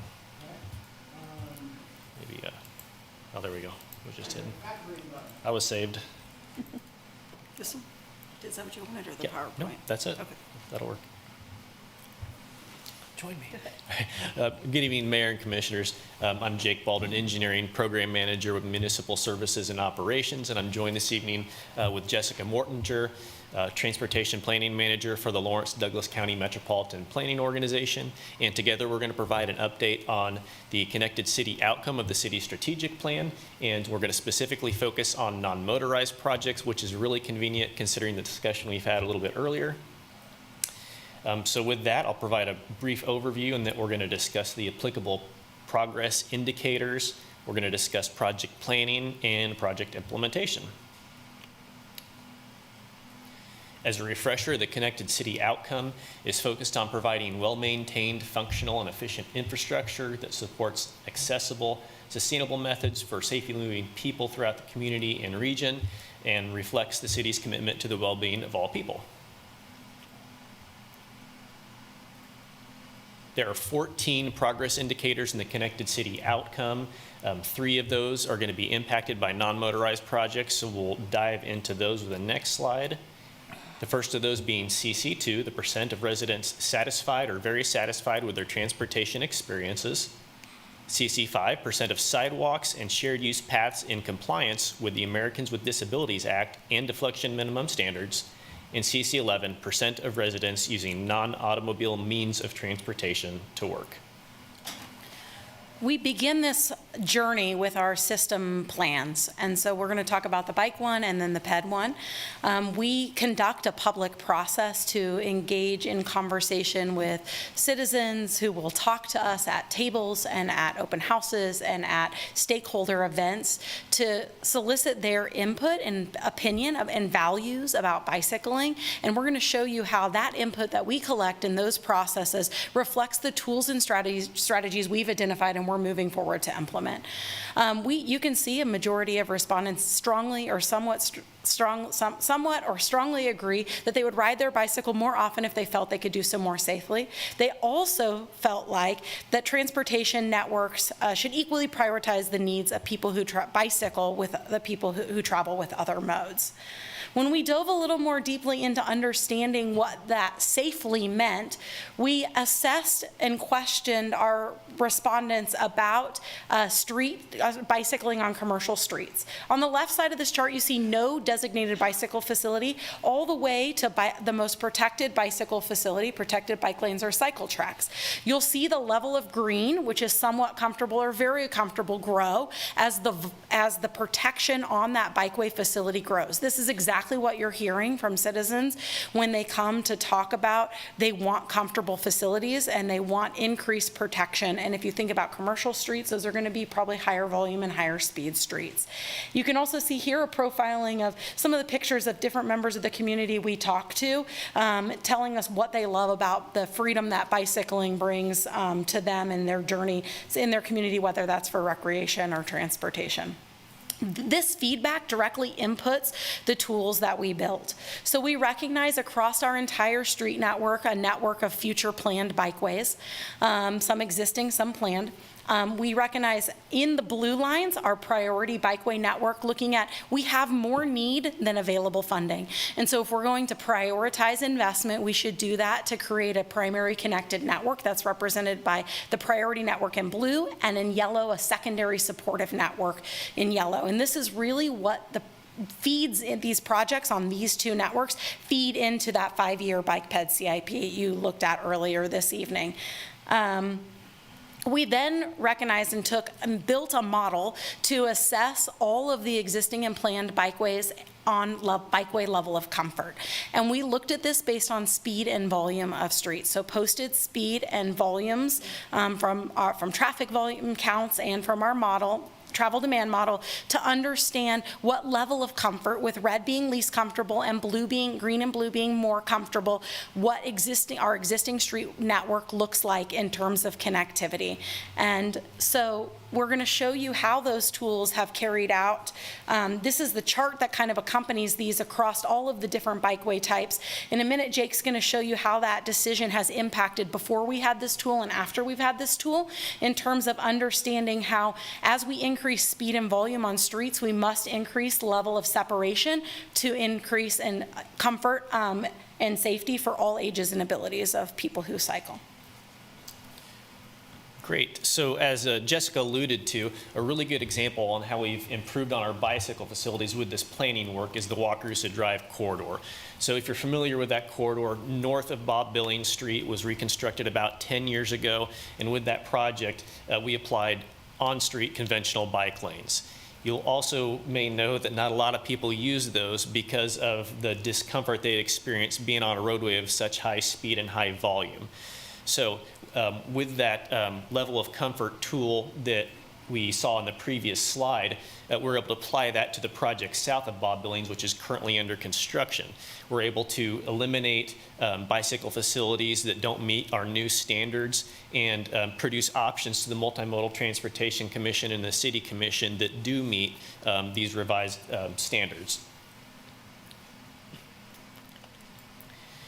Generally speaking, we've got a lot more non-motorized projects than we have funding for. So because of this, we've developed a non-motorized projects prioritization policy. This prioritizes that limited funding to that large number of projects. Specifically, we use the 5-year non-motorized plan that was just approved here previously this evening. And looking at the bike dashboard here in front of us, this is the bike half of that 5-year plan. If I zoom in a little bit, you'll see these are kind of the missing pieces of the priority and secondary funding network that were identified in the bikes plan.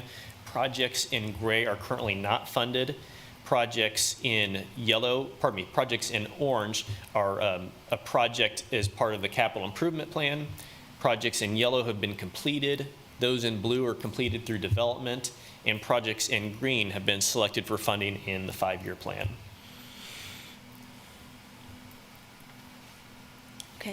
So we hope that those investments in bicycling and reflective of the community's values, reflecting their desire for safe and comfortable bikeways, will both increase their satisfaction with bicycling as a mode, as we indicate in the citizen survey, and also with future results of vehicle miles traveled, of people using bicycling as a modes of transportation for trips to work.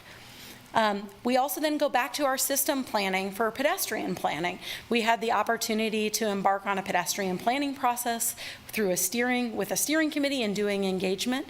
Of the responses we got, I'm highlighting the top 5 difficult or unpleasant walking and wheeling conditions. 2 of these, of the top 5, are busy streets with no sidewalks and gaps in sidewalk. 1 is about sidewalks or disrepair or tripping hazard, and 2 are about driver behavior, drivers not watching or yielding, and drivers going too fast. And we're going to talk about the strategies that we've embarked on through our tools of implementation and our future work to address the concerns that we've heard from the community based on this planning work that we've done. We recognize again here the need for the sidewalk network is greater than we have and we're going to have to start tackling this on an incremental basis. Across the community, we have identified a pedestrian priority network, which is represented in yellow here, and we've identified gaps on this on the network in red and in green. Red lines represent gaps on the arterial, collector, or shared use path projects. Gaps in green are representative of connections to safe routes to school, transit, healthy food destinations, and parks, reflective of community values about destinations they desire to walk to at a high level.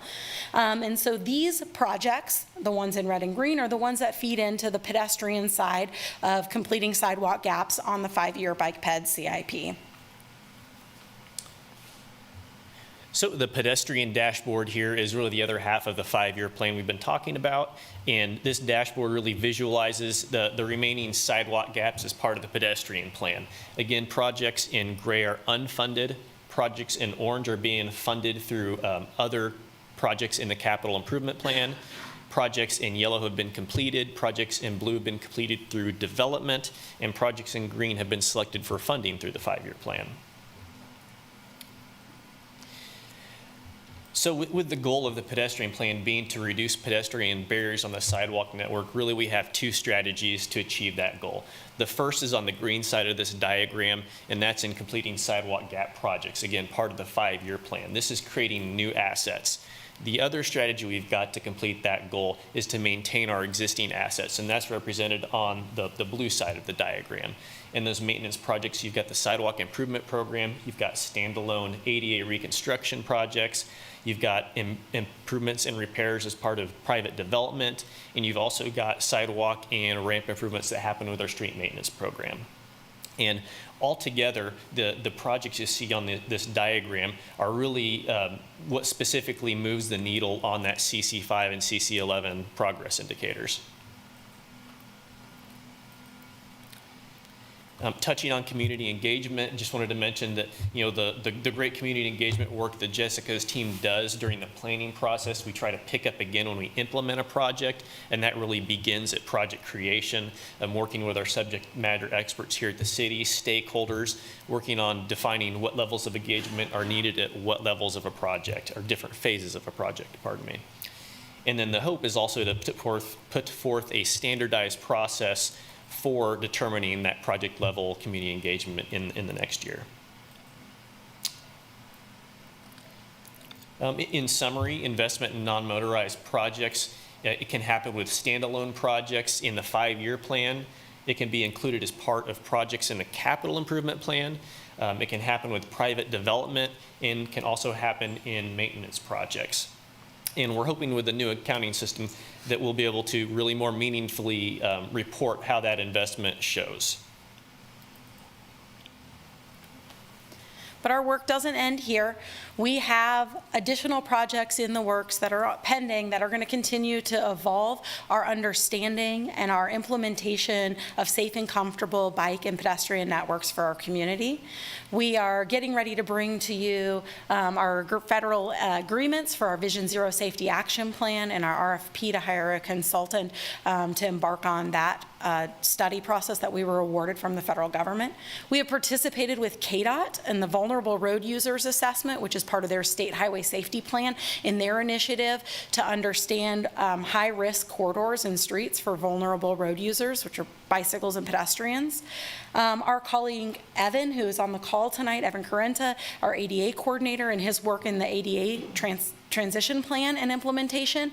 And as I mentioned earlier in the meeting, our plan to update the Lawrence Bike Plan to keep us on that 5-year kind of rotation of reaffirming with the community that we're on the right track in terms of implementation, reflecting the values that we've heard about their desires for safe and comfortable infrastructure. That's what we have for you this evening, to talk a little bit about our process from inception. As we get through implementation, we've made a lot of progress, and we believe we'll see that coming forth in the indicators. We'd be happy to entertain any questions you may have about our work. Thank you. Any questions? Just a couple questions. One, I would be interested in just hearing a little bit more about the ADA transition plan, like where we are on that, and what, maybe Evan's on the call, but what's the timeline for that? Yeah, Evan, are you on the call? Can you answer that for us? Yes, I'm on. Can you see me? We see a couch. Yeah, I don't know. My camera is not working, but my audio appears to be. Nice looking couch. Yeah, it's a nice office. It's treated me nice. So yeah, so Commissioner Finkeldye, we are currently looking at kind of some of our data and working through some of the cost projections, and we hope to have an ADA draft transition plan in front of the commission in the next couple months, where we can really kind of hone in on some of next steps and kind of what we're looking at, you know, from a data and cost projection standpoint, to really figure out how we're going to move the needle, you know, and what that plan looks like, whether it's going to be, you know, 10, 15, 20-year plan, and kind of, you know, what that looks like. So hopefully in the next couple months, we'll be bringing that back to a city commission work session. Thank you. I look forward to that. As I've been watching all the 9th Street work and the ADA work going in on the sidewalks, you can, you know, as I drive by it every day, you see what a difference that makes, so I appreciate that. Just a quick question. I mean, it's not a big deal, but I'm really excited about what KU's doing with the crossing project and the bike paths and the trails, they'll go through there and help maybe avoid 23rd and Iowa. But I noticed those aren't on our maps, like, as projects like in blue. Is that because they're not done, or is that just curious?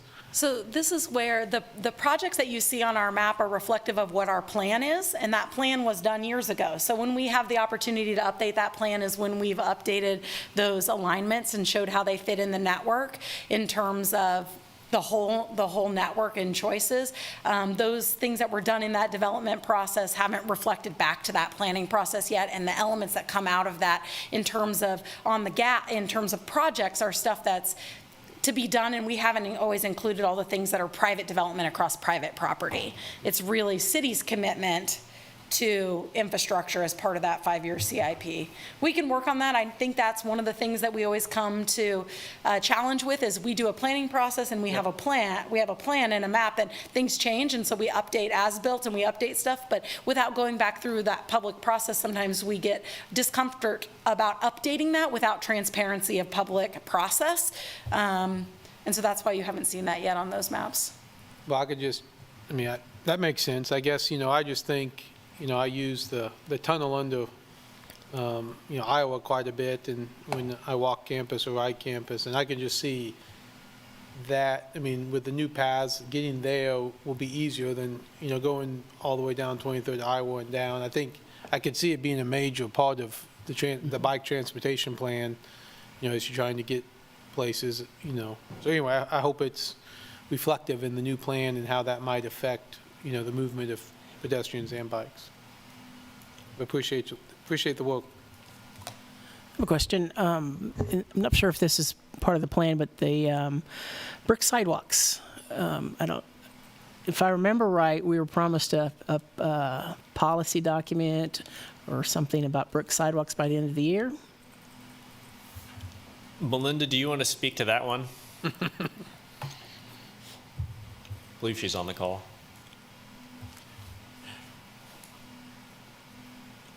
Yes, I would be happy to. So our brick policy hit a standstill last year when the individual working on it left the city, and we filled that position, and now we're down another position. So what we decided to do in the 2024 budget is put some funds into our operating budget to outsource some of that work and make sure that we're able to keep going with all of our planned CIP work, and yet at all there. So we'll be looking at the end of 24. Okay, thank you. So we're not going to see anything at the end of this year, I take it. 2024, though, for sure? Having a hard time. She froze up. She froze, yeah. She got out of it. I guess, yes, we got a thumbs up. There is money approved in the capital improvement plan, in 2025, I believe, for a construction project. In the year before that to design that brick construction project. So it's there. We need to make it happen. But we still don't have the policy. Right. How to repair. Yes, and that design is contingent on that policy. Okay, got it. Thank you. Thank you very much. Any other questions? Nope. Thank you very much, Melinda. Thank you. I'm going to open up to public comment from the room. And none seen online. Or this 5-year bikeway plan. That's one issue, but there's a whole nother bucket of cash in the street maintenance program, which earlier in the meeting I pointed out that typically it's just like I said, a bucket of cash. There's no specifications when you approve that in the budget of what gets built with that. And they come back with a similar chart of the streets that they're going to be maintaining in any given year, which may or may not factor into connectivity of existing bikeways. These streets are chosen for their pavement condition index. They're just anywhere scattered around town. So we're just scattering white stripe bike lanes here and there that, first of all, are not generally usable, not safe, and they're not connected. When MSO staff selects that, they have complete discretion what kind of bikeway they'll put there, if they even put one there. They're not required to. That's just the time when they restripe that they might do it. That's the situation where I want to see a policy that decides what is the default bikeway for those kind of projects. Some of those projects will maybe work with a white stripe, but some will need to be separated. And there's no guidelines telling staff, they just choose on their own. When Mr. Baldwin pointed out Wakarusa, north of Bob Billings and south of Bob Billings, the city engineer originally had proposed a white stripe bike lane. That was the original proposal. It's not that they have a new policy and a new outlook now. Maybe they're coming around slowly, but really they were forced to change that into a separated shared use path because citizen input at the Multimodal Transportation Commission. So, long story short, I still don't see any clear guidelines. Thank you, Michael. Thank you, Michael. Thank you. Okay, thanks. Any other public comment on Zoom? No, Mayor. Okay, thank you. Sherry, bring it back up to the commission for discussion. Any thoughts? I do want to say, although it's slightly different than what you put in your presentation, when you click on the dashboard, that project for the crossing is on there. It is on the dashboard. So it's not in the 5-year plan, so I think that's why it's different. You put two different things, but if you go to the dashboard, it is on there, so that makes sense. And by the way, I love the dashboards, both the pedestrian and the bike. Mm-hmm. I get, one of the things, we had lots of calls and comments about either what's going to be done or what's being done. Yeah. And to be able to either pull this up and tell somebody or direct somebody to it without just sending it to you guys saying, well, ask them. We can answer those questions, and I think it's helpful to see the progress. So appreciate the dashboards a lot. Anybody else want to add to that? So I'll just talk a little bit more about the policy, in the idea of Michael was talking about not seeming to have a really strong, clear policy regarding whether it just is a default bikeway path, white stripe, or if it's separated. Could you talk a little bit more about that? Is that something? This is an issue that's not a new issue to bikeway design. It's something that we talked about with the steering committee when we did the bikeway plan development. So when we had that group of stakeholders on our steering committee who were bicyclists of all different types, one of the things we talked about, and when we're talking about these conventional bike lanes, oftentimes now what you're talking about in the policy, as we noted, is when we're doing street maintenance. And oftentimes the budget for street maintenance, we're not changing the curb line. So that gives us the option in terms of, and what they've explored is saying, you may have the option to stripe bike lanes, a conventional bike lane, or do nothing. And when we asked the steering committee from the Lawrence Bikes Plan, would you rather have a white stripe with a conventional bike lane or do nothing, they said, we would rather do something rather than nothing. So it depends who you ask. Got it. Secondly, then this is where I think you should speak about, or maybe Dave can get back on and speak. So as part of the policy development that was recently talked through with the Multimodal Transportation Commission, they also entertained the idea of basically banning a conventional bike lane. And they chose not to do that, because, as Dave was saying, they wanted the option to have a context-sensitive discussion about the appropriateness in some cases to use a white stripe conventional bike lane, maybe when there's an option to remove parking and do that, or when there's context in the street to do that. So they discussed that concept and idea, the perspective of some people that is not as safe as it could be as a buffered bike lane or as a protected cycle track. It depends who you ask. The reality is within that maintenance budget, often the option is do a conventional bike lane and stripe that, or do nothing. And when those options have been presented to the Multimodal Transportation Commission, they have chosen and recommended to do a conventional striped bike lane.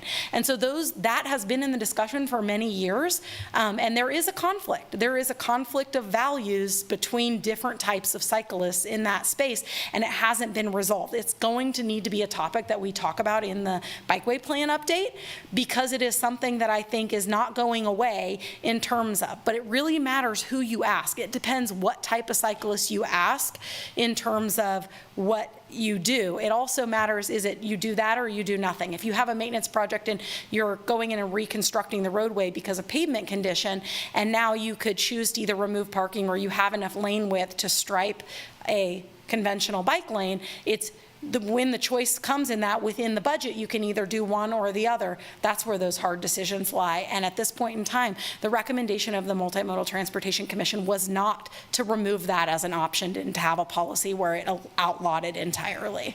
Okay, thank you, Jessica, thank you. Okay, anything else before we move on? Okay, thank you very much for your presentations and the work you're doing on this. Thank you. So we're on to the regular agenda items. Does anybody want a break, a little break? Sure. Let's do 5 minutes, okay? We don't have a lot in the room.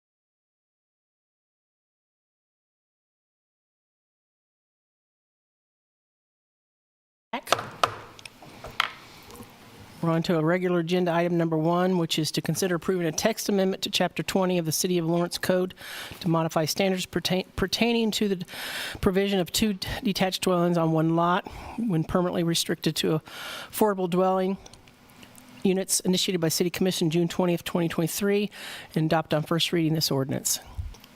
Good evening, Commissioners. I'm Mary Miller, planner, and I will be sharing my screen if all goes well. Thanks.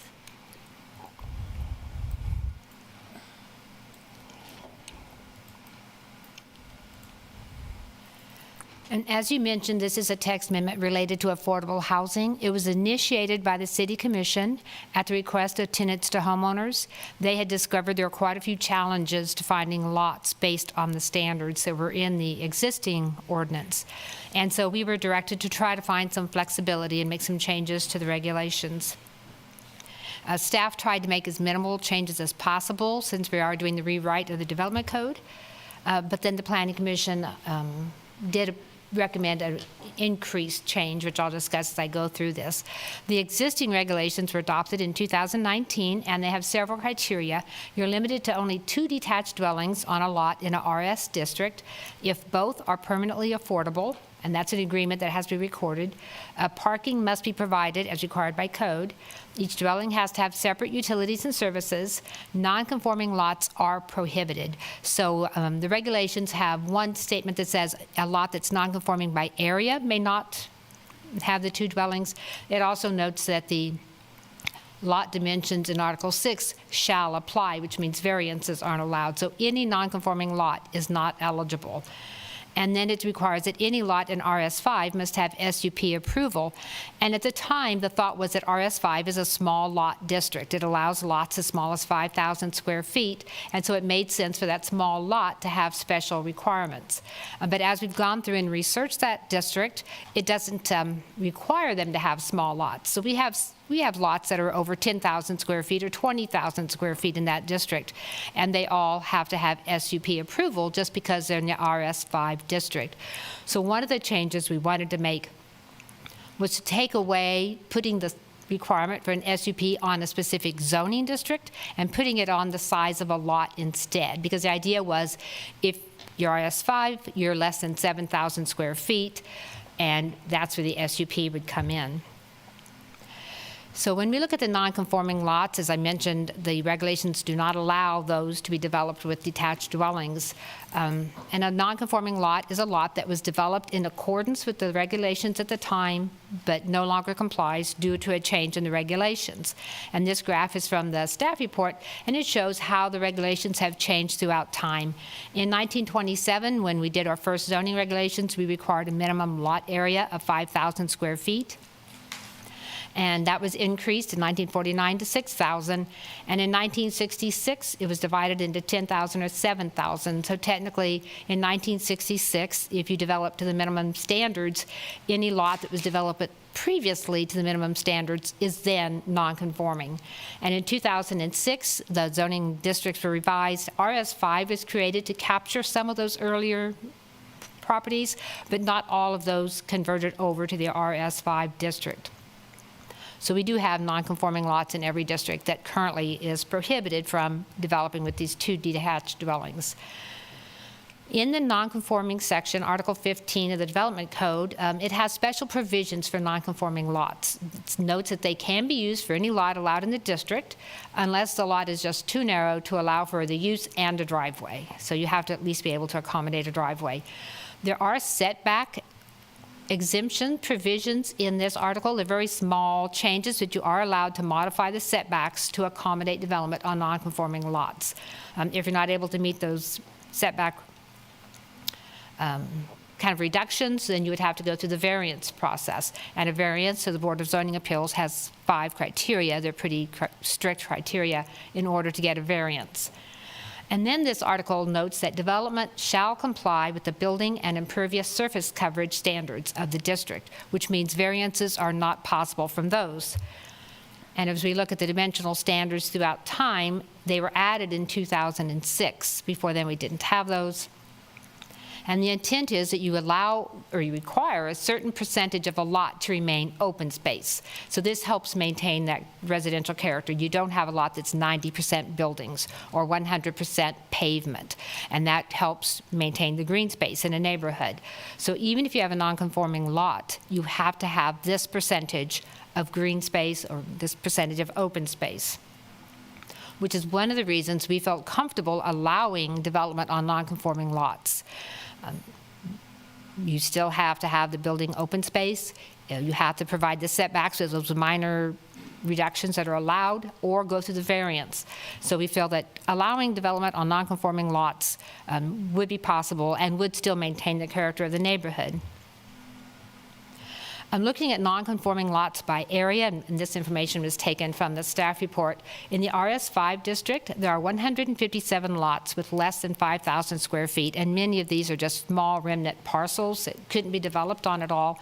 These would not be developable either. They're just prohibited. They would not be developable because they're under 5,000 square feet. They're non-conforming lots.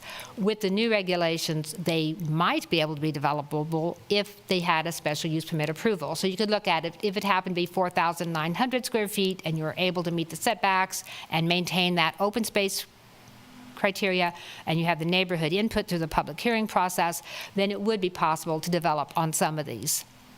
In RS7, non-conforming lots due to area, there's 317 lots. Development on this is currently prohibited. And with the staff recommendation, we had recommended that anything less than 7,000 square feet would take a SUP, because again, we were looking at the areas allowed by the zoning districts. We talked with tenants to homeowners, as they were the party interested in this amendment, to see what they thought of our proposal. And they indicated they'd like to see it further reduced. And their reasoning was, we have a RS3 zoning district, which allows residential development on 3,000 square foot lots. And they thought, based on that, two dwellings should be able to be on 6,000 square feet, theoretically. And so their proposal was to allow development on 6,000 square feet, provided you meet the requirements, without a SUP. Anything less than 6,000 square feet would require the special use permit process. And so this went through, and this is the provision that the Planning Commission included in their recommendation, was to go with the 6,000 square feet. In the RS5, as I mentioned, we have 157 lots that are less than 5,000. These would be opened up. Perhaps they could be developed with the SUP. We have 2,341 lots between 5,000 to 7,000 square feet. Currently, these would all take a special use permit. With the Planning Commission recommendation to switch it to 6,000, then we'd be looking at only things that are under 6,000 square feet would take a special use permit. And between 5,000 to 6,000, there's 1,089 lots, so those would still require a special use permit. Between 6,000 and 7,000, that's 1,252 that would be able to be processed just with a building permit. So it would loosen up the amount of lots and the process that would be required. In RS7, as I mentioned, we have 317 lots that cannot be developed on today because they're non-conforming. These would be allowed with a SUP. 65 of those are less than 6,000, so even with the Planning Commission recommendation, those would still require a special use permit. In RS10, we have 103 lots that have less than 10,000 square feet, so those have development prohibited. And in RS20, we have 12 lots with less than 20,000 square feet. None of these have less than 7,000 square feet. So this would open these up to development with building permits as they have adequate area. This just tries to demonstrate the number of lots that would be allowed. There'd be 1,504 lots that would require a special use permit. There's 1,252 between 6,000 and 7,000. They take a special use permit now. Those would be moved to a building permit. And 252 in the RS5 district, prohibited now, would just be allowed with a building permit. And so the attachment that showed the parcel size per each zoning district was very useful in this, as we realize that our districts do not set a maximum. They tell you pretty much how small a lot can be, but you don't have any information on how large lots are. There were some other changes in this amendment, and these were house cleaning changes. At the beginning of the section 20-508, which just talks about detached dwellings in the RM and the RS district, the sentence that at the bottom is proposed to be deleted, as it only applies to RS districts. You can have more than one detached dwelling on a multi-dwelling lot without them needing to be detached or affordable. And so that sentence is being stricken, or is proposed to be stricken. And then this goes through the changes we're recommending. Right now, there are two sections, one for RS7, 10, and 20, and then one for RS5. We're combining these, including RS5 with the other districts, because we're only looking at the 6,000 square foot area and not what zoning district it is in. On subsection 3, we're striking the, recommending this section that says all standards of Article 6 of this chapter shall apply, striking that because that is one that requires the minimum lot width and lot frontage, or else it's prohibited. So that non-conforming lots, whether by area, which is being removed in Article 5, taking out that. We're replacing that with noting that development of non-conforming lots is subject to the standards of Section 20-1504 that I mentioned, that you can have the minor reductions in setbacks, but you have to comply with the building and impervious surface coverage. And subsection 6 is requiring that any development on any lot with less than 6,000 square feet is permitted only with approval of a special use permit. And that was the change that the Planning Commission recommended. There are no changes to the other 3 sections here.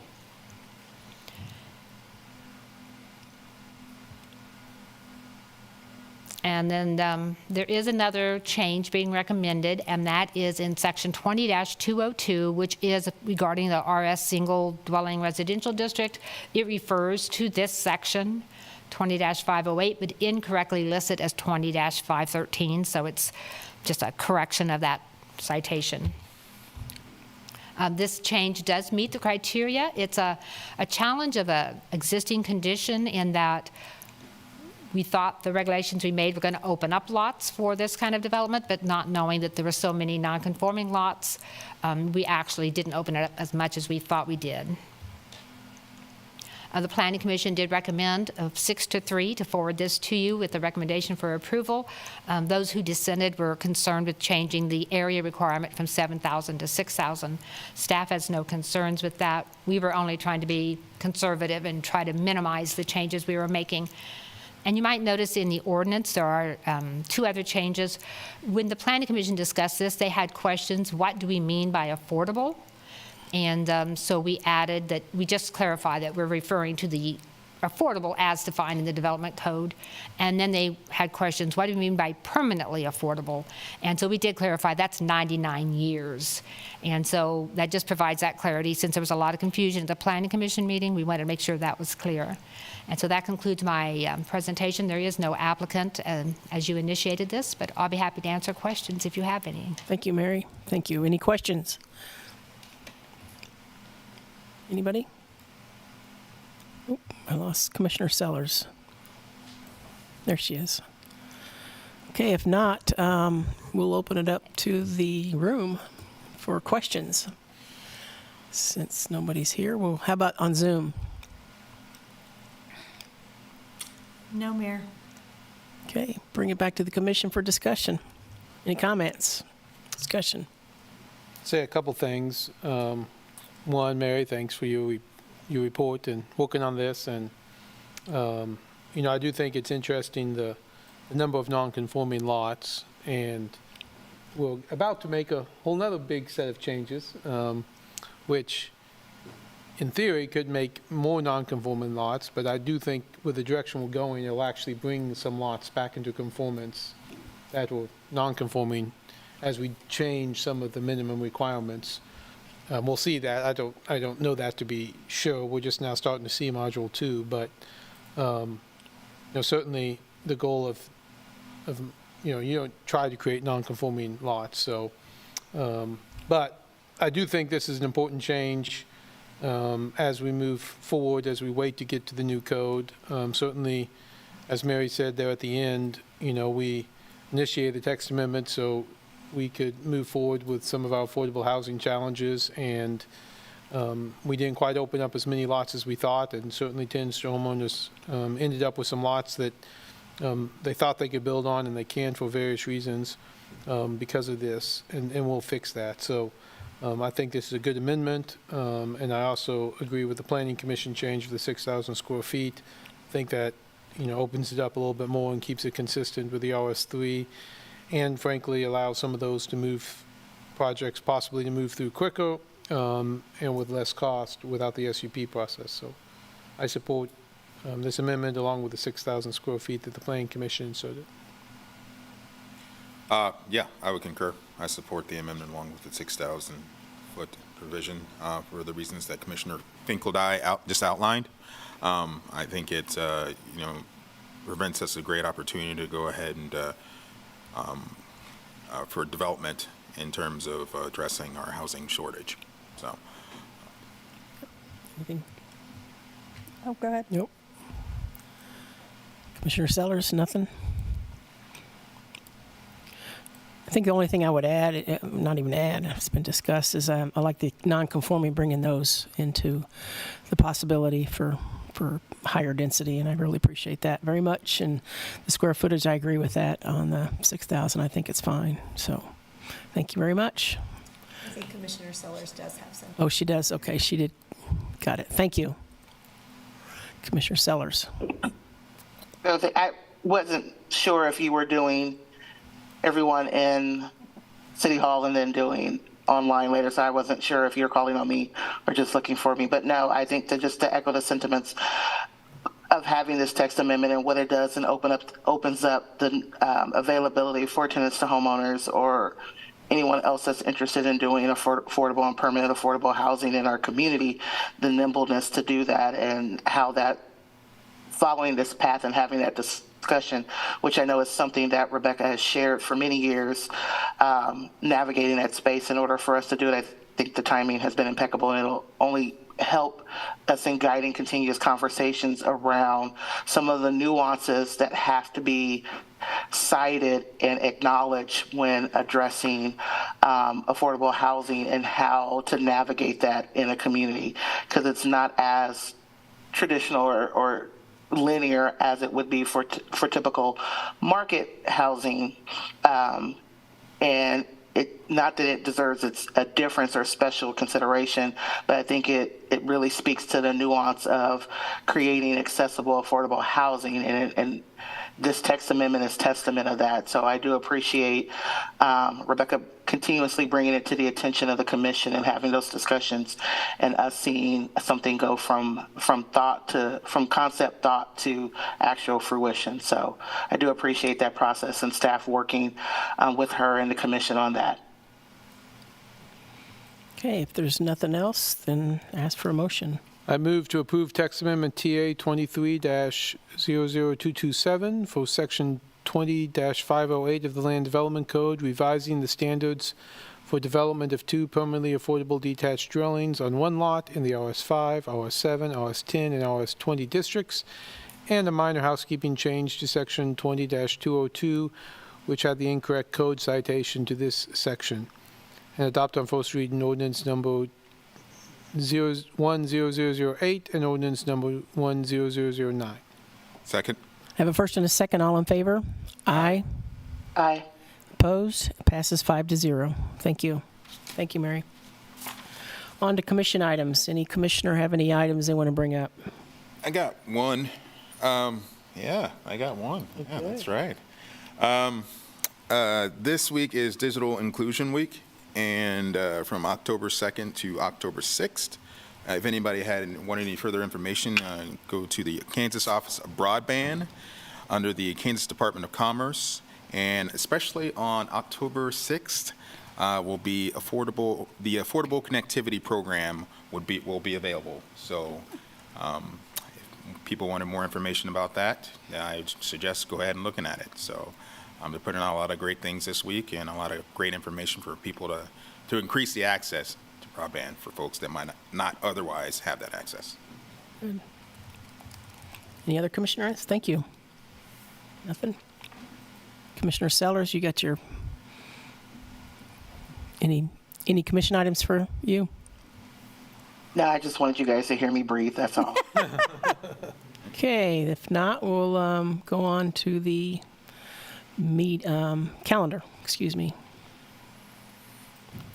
Any calendar items? Mayor, I don't have a question in regards to the calendar, and I know we have limited staff here, but I just wanted to note on the calendar for November, I know Vice Mayor and myself are attending the NLC City Summit, and it starts on Wednesday, but I do believe I'm flying out on Tuesday, and so I'm not sure with everyone else's flight situation if we need to, if Sherry, if that is starred or asterisk to see whether or not we're actually meeting that day.